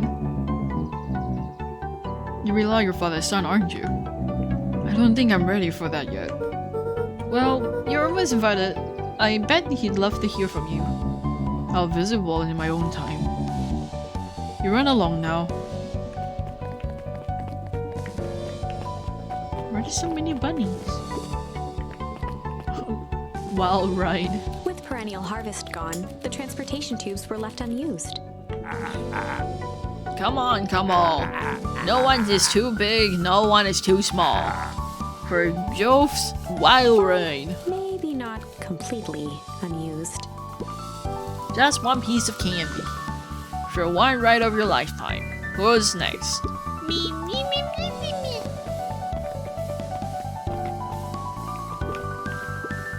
Guess what? Yesterday I saw a Dynasty Titus, and that's good. It's great. I haven't spent one of those in years. At this rate, Beacon Pines is gonna become the bug capital of the country.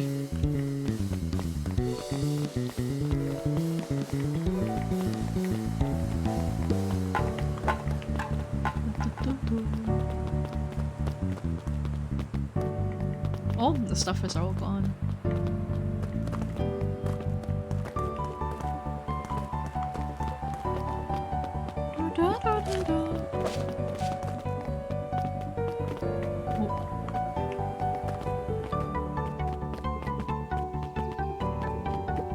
The Valentine Mansion loomed over every other building in town, both figuratively and literally.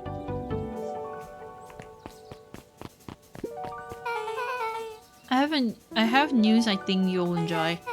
This morning I unpacked my last box. You officially moved in. It's just a box. Let's not blow this out of proportion. It sounds an awful lot like putting down roots. I guess I decided this place is root worthy. You're gonna be stuck with me for the foreseeable future. I do have to warn you, most years aren't going to be as interesting as this one. I think I'll manage. Ready? Before we go, there's a bit of a surprise. Hey yo. What's that?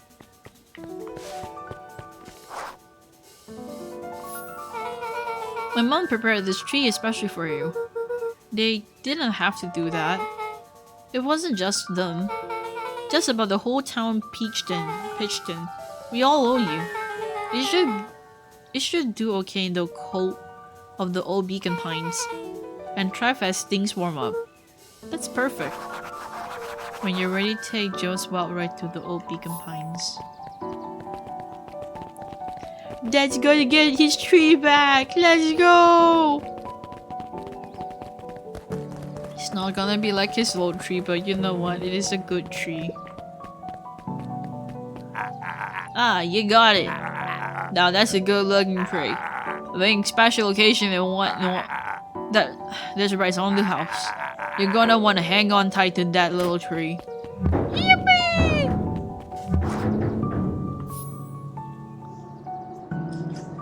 Mom! I think this is it. The end I've been waiting for. Is the mom Honestly, reading I this? began to lose hope of ever finding it. But then you came along. I don't know exactly how to thank you. It's hard to explain how much this means to me. It's funny, now that our time together is finally ending. I'm at a loss for words. Let's just watch the end together. Done. A good little tree. The best little tree. Thank you, children. This means a lot. Yeah, thanks for everything. Shucks, I only did what any super awesome best buddy would ever do. We should probably give you some time alone. You good? Yeah, I am. It's been a wild year. How are you feeling? Everyone keeps asking me that. I'm fine, really. Pa always says the only thing fitter than a fiddle is a cello. I feel like a dang cello. Well, if you ever stop feeling like a cello, I'm here for you. I know. You don't even have to say it. You two make an awesome pair. Excuse me? We're a trio now. Yep. Thanks. There's just one thing missing. Not that you're a part of our group. Missing? Let me tell you a little story about a man named Hank Atomic. Oh, God. It won't be long. I'll be waiting for you back at the phone booth. I found the perfect way to start our summer. You've got some good friends. I'm proud of you. Your father will be so proud. I know. Mom, can I ask you a question? Do you ever dream about Dad? Not a night goes by that I don't. Are you ever afraid that you're going to forget him? Forget what he looked like? Forget his voice? No, because so much of him lives on in you. He loves the old tree, but I know he would have loved this one more. Because his two favorite people planted it. I'll give you two a moment.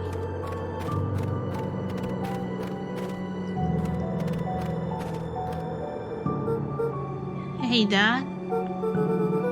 Dr. Mewdew says that over the next few years this place should warm up. So, you won't have to be so cold for much longer. I think I finally understand why you left that night. There were things you believed in. Big things. Those beliefs were the things that made you you. If you wouldn't have stood up to Sharper, stood up for what you believed in, you wouldn't have been the same person anymore. You had to go. But that didn't mean you loved us any less.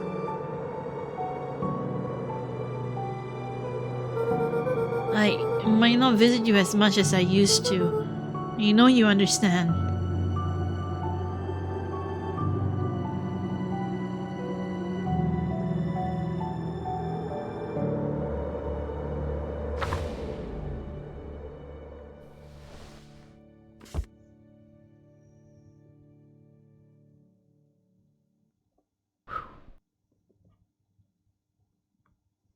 Oh, that's the end. Oh, that's the end. Ah, we're done. Ah, that's such a good story. That's so good.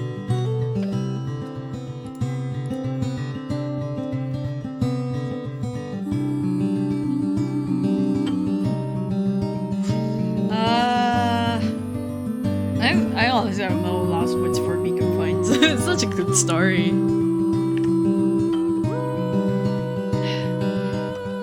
I'm not gonna lie, in comparison to like the last story-based game I played on stream and like the last story game I crunched like a few hours into playing was like Stray. And I think I like Beacon Pine's story more than Stray.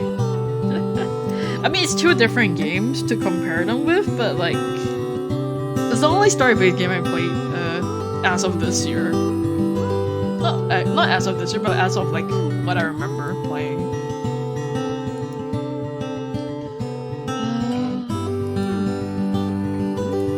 This has been like a 3 hours 30-minute stream.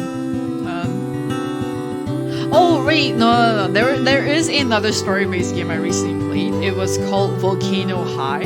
Goodbye Volcano High. That one was also another good story game.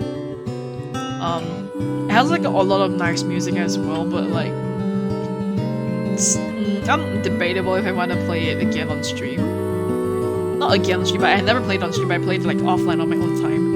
It is a good game with a good story. Maybe I might play it, but because of like the music implementation, there's gonna be like some stuff that's gonna be like copyrighted and shit.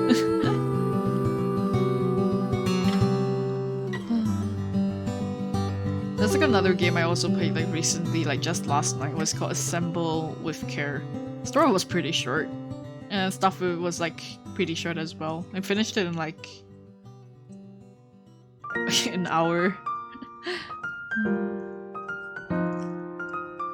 trying to see if there's anything else I want to play on stream. Like, I want to go eat dinner, but like I feel like I want to play another game.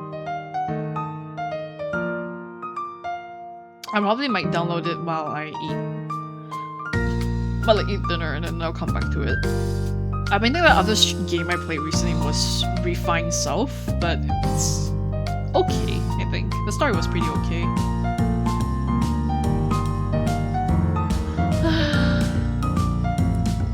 Thank God.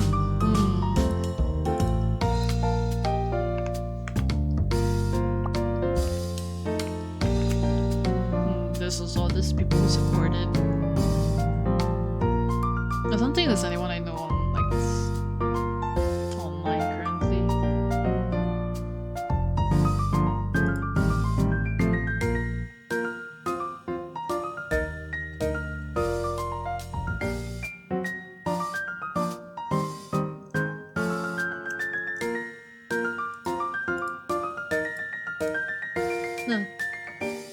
Hello, long fan. Thank you for the follow earlier on. Thank you for staying around. I hope you enjoyed like the very poor half-assed voice acting. I could have played the game while just like silently, but like, I feel bad since I'm streaming, and I probably should like do the voicing for the like characters.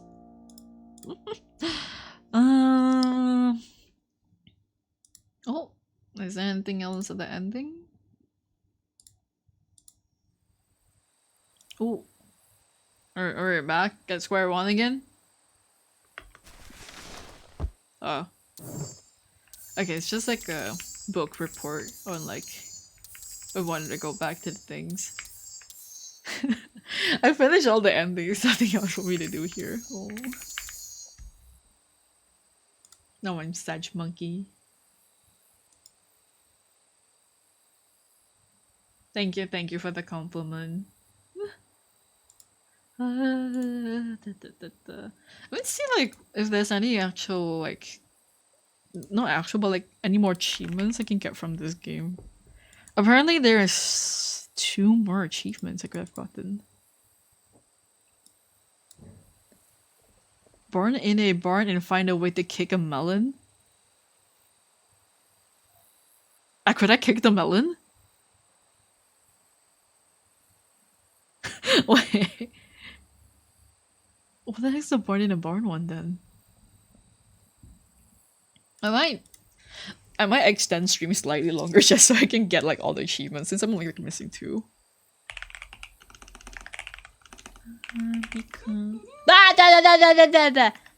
Hello.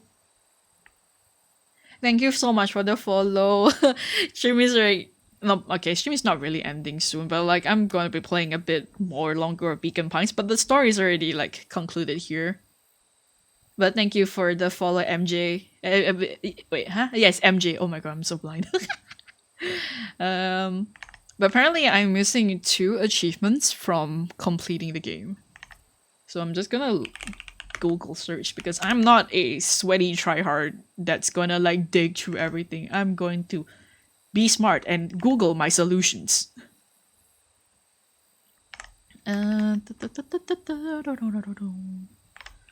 Burn in a barn. How do you even get this?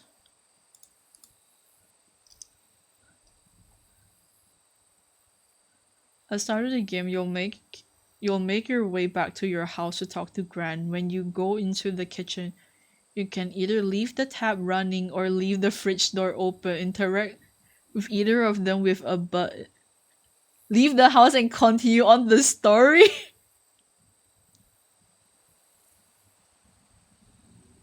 Your Gran would demand that you remain home for the day and then scold you for leaving the door open and the tap running. Okay, that's oddly specific. Oh, thank you for staying. Yeah. Yeah, maybe I might stream the second game eventually. I might not stream it today because I'm just going if I were to stream the Isomnium Files game today or like right after Beacon Pines, I would just straight up play the game for like the next 6 hours straight up. One thing that's good about Isomnium File is the game's fully voice acted, so I will not be voicing for the majority of it. I'll be just like sitting and listening and like commentating like a lot of stuff. Especially like my own theories of assumptions what's going to happen or something. Maybe. But thank you for staying for the full remaining of the stream right after Joe left. Dropped you guys off. Thank you. Hope you have a nice night. I hope your Christmas was pretty nice. Okay. Back to I still can't use my controller. Go blood.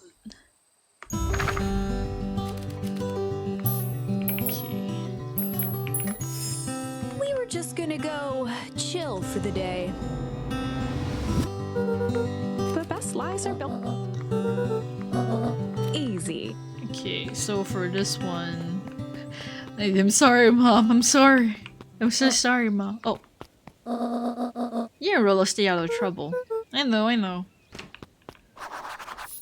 Get in trouble with Rolo, but first, open this, open that. Let's see what else I can.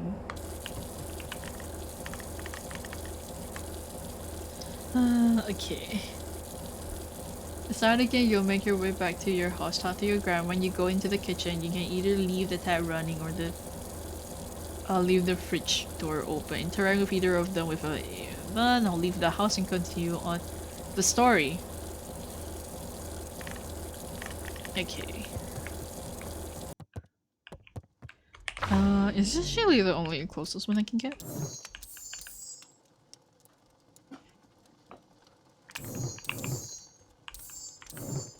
I guess so.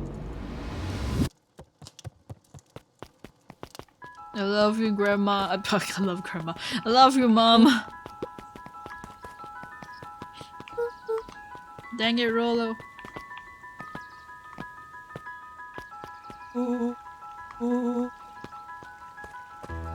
We're under most of everything, so we're just gonna straight up. Chapter welcome to. For many years, it wasn't over the neck until in the 6th. I'm speeding through this all. Okay, shit. Wait. I should check out how to get the other ending. Not ending, but like other. The other achievement. So that one's find a way to kick the melon.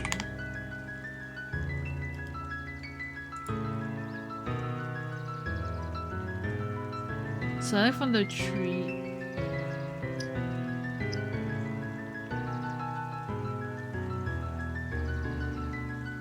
Oh, okay. So when you're delivering the jar of jams, you basically get to kick the melon. Okay.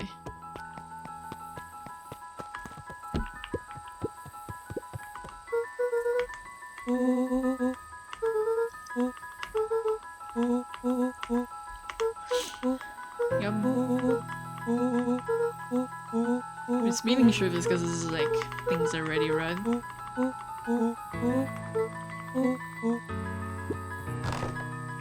Yippee! On certain nights, when the Rolo thinks he all Let's go!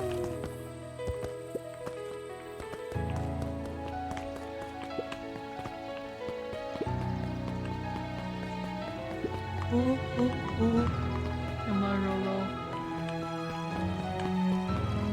We were so young. We were so naive. Oh.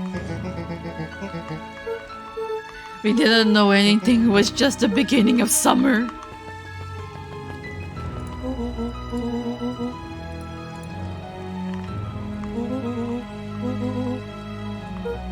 My sister ain't gonna do shit to me. She gon' got the balls. My sister's right there, ain't she? Oh shit, I'm dead.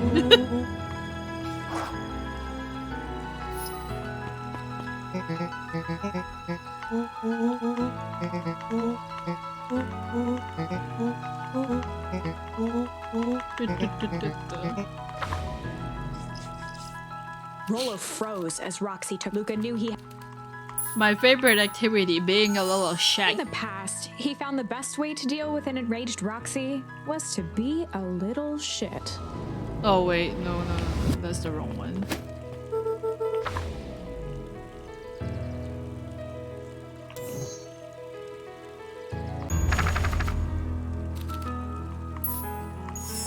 In the past, he found the best way to deal with an enraged Roxy was to be a little chill.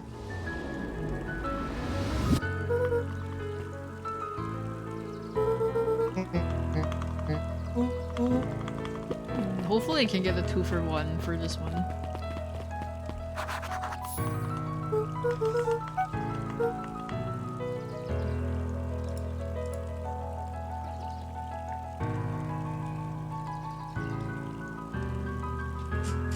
I wonder if you can still check if the tap water is still running.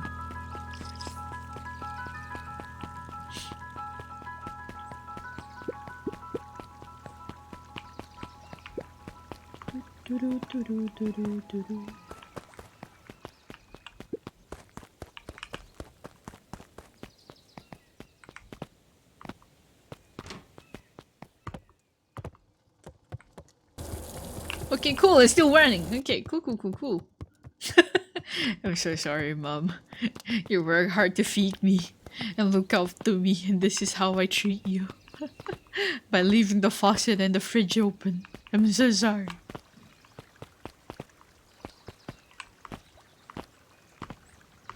Honestly, it's so fucked up realizing that they managed to move the whole entire tree as well. Like, Jesus Christ.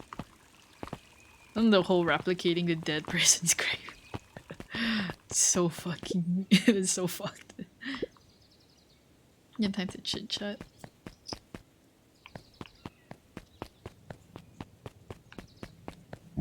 Oh. I missed an Cree. I was just on my way to just hold on the side jar grandma's preserves. Can't stomp the shells fast enough, turns out. Hey, that's great, but I guess Juniper will have to swing with more her lovely jam. But don't let this old man slow you down. Just remind her that she still owes me that A dance. promise Gran regretted the second it was made. That's my mom! I will fight you! How dare you! She's a fine with it, Juniper. That's my grandma! That's my mom, I mean, goddamn! That's my mom! Shut the fuck up! I gotta go.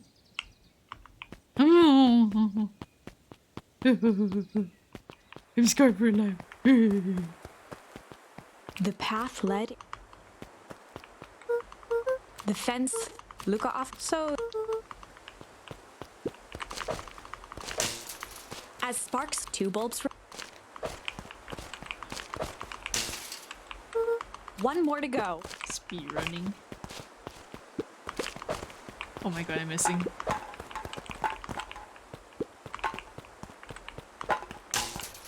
The fences. Every kid in long now hit the dormant build. There was only. I'm trying to speedrun this so fast so I get to like do the kick melon. Luca thought he pressed. The sound of foot.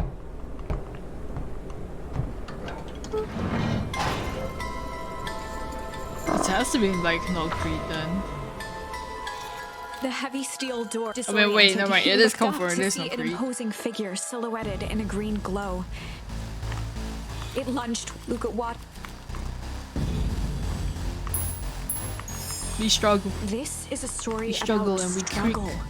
Luca could hear he felt his hands. He yanked it. Let Luca he heard the with a muffled. Luca was he never. Yikes! Chapter 3. Everything's fine. Everything's The fine. next morning, it was quieter than usual at the breakfast table.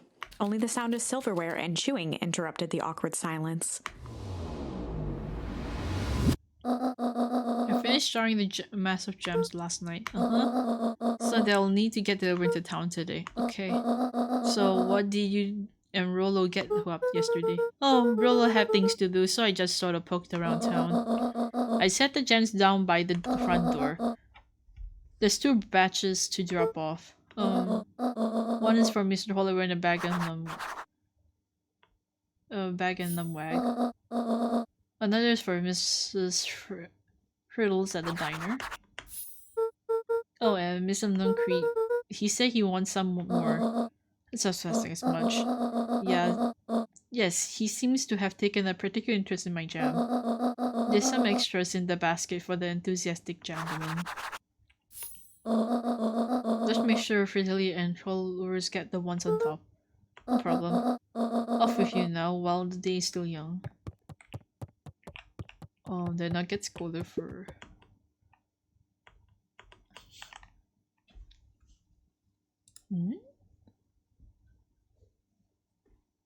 Make your way back to your house, talk to your gran. When you go into the kitchen, you can either leave the tap running or leave the door open. Fridge door open. Interact with either one of them. I'll leave the house and continue the story.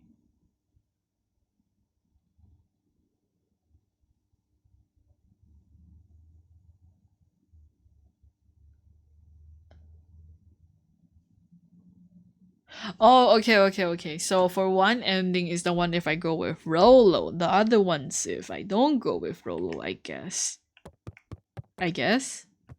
It...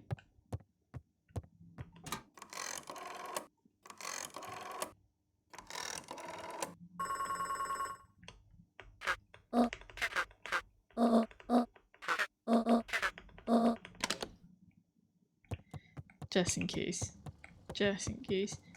I love you, Mom, but I'm an achievement hunter. You're gonna get bonked by your stick.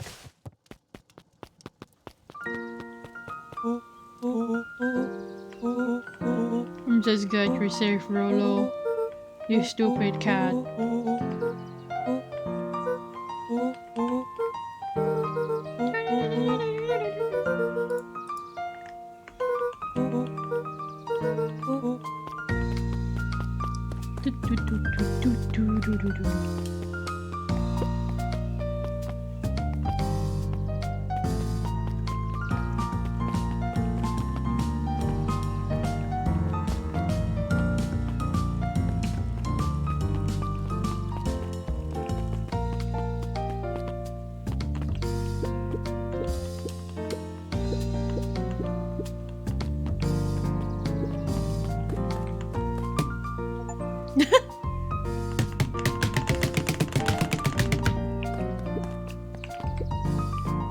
Okay, that's one achievement.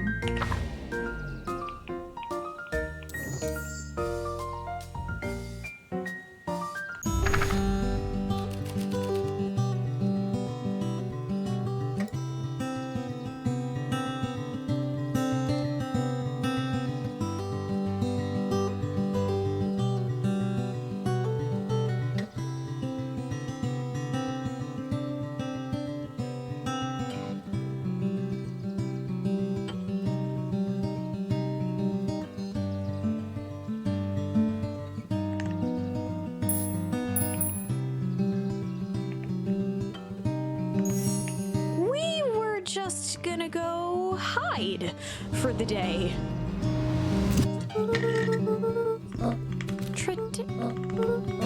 All's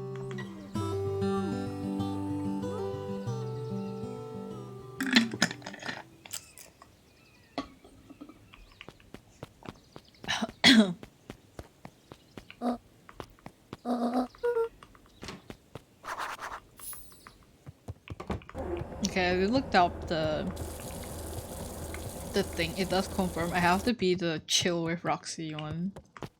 I don't know. I have to be a little shit to Roxy.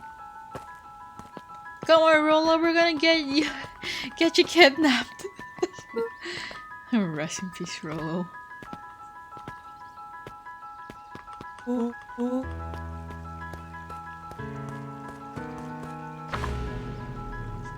Chapter Welcome. For many years, it wasn't over the net until in the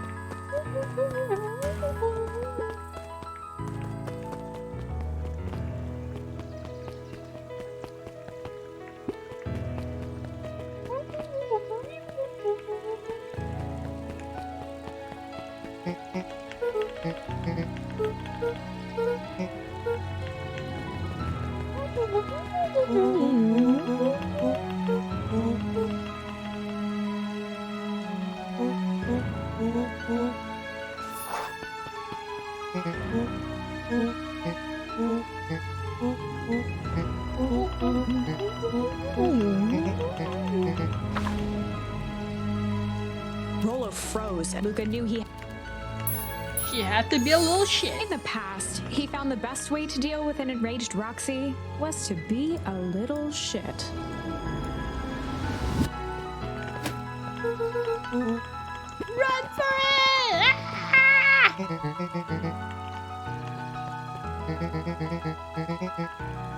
Gotta go!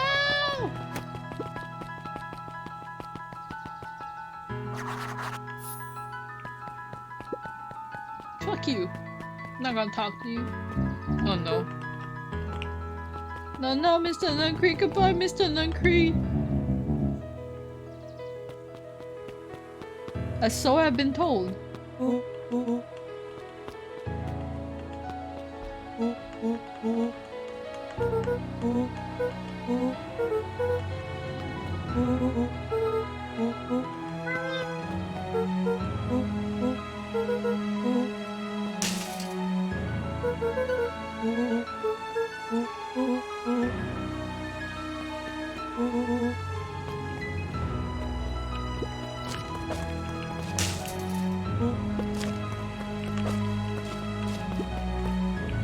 Come on.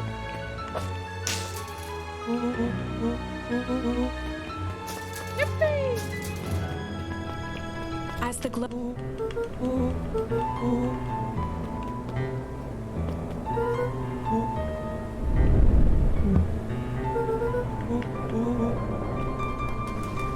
Oh, Rolo, if only you knew how bad that water was.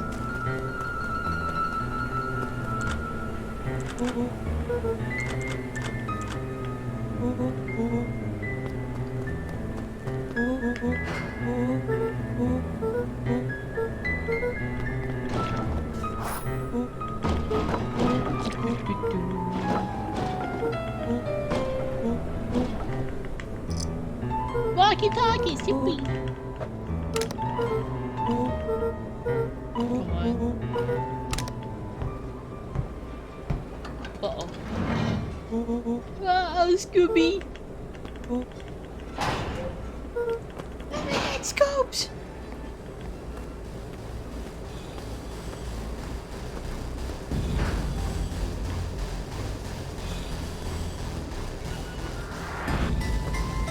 The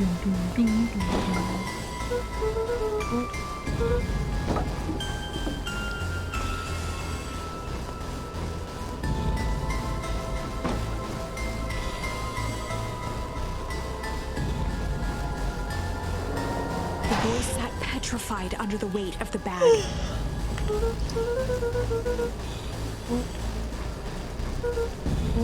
Rollo felt around at the large sack which burdened. He snapped off it. Rollo held the...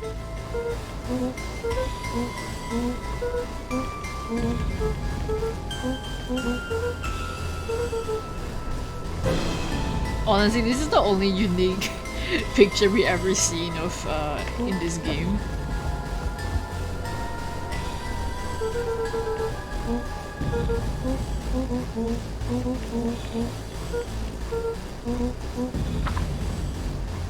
Luca sat in the dark. 1:15:35. Screw it, Luca. Nothing. No sign. Time to haul out. Luca clicked. He was up like a Beacon Pines. He wouldn't remember throwing his... Chapter 3. Finding a friend. The next morning, it was quieter than usual at the breakfast table. Only the sound of silver. I finished sharing the gems last night. So they'll need to be delivered to town today. Okay. So what did your Rollo get up to? Nothing. Oh, nothing interesting.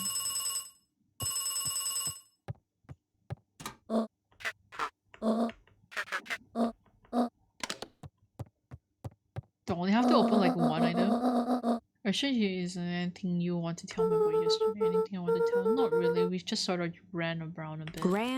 She let out a long sigh. Her voice... I had to go take care of something. We're gonna stay in the house for the day. Are there no suggestions are you to leave? What? I am not back for dinner. There is stew in the icebox. But... nothing. Yours. Stay here, understand? Yeah. I'll stay here until you get back. Good. Oh, Luca. You left the icebox open yesterday. We're not made of money, you know. And there's my achievement. Oh, that was strange. That's all my achievements.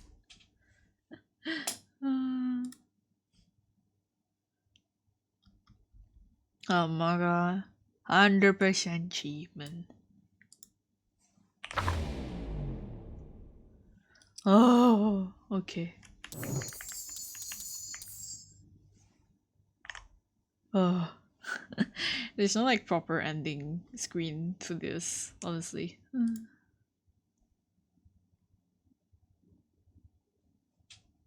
I also got like all the chef ones as well.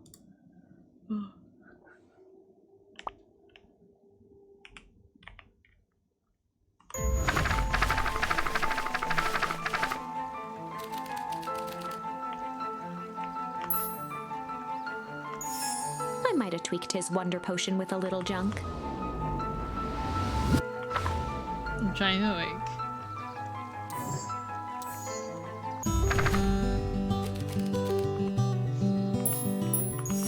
just go back all the way to the start. Go chill for the day. The best lies easy.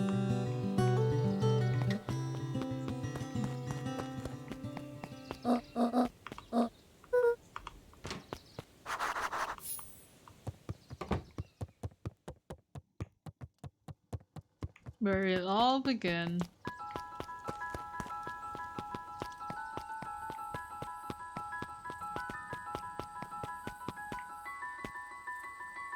In front of the fake tree, in front of the fake grave. I mean, the tree is real, but like the grave is kind of fake. I think it's a befitting place to end the game. Let me just browse through my library and see if there's anything I wanna install, and then maybe after I finish dinner, I'll come back to stream again.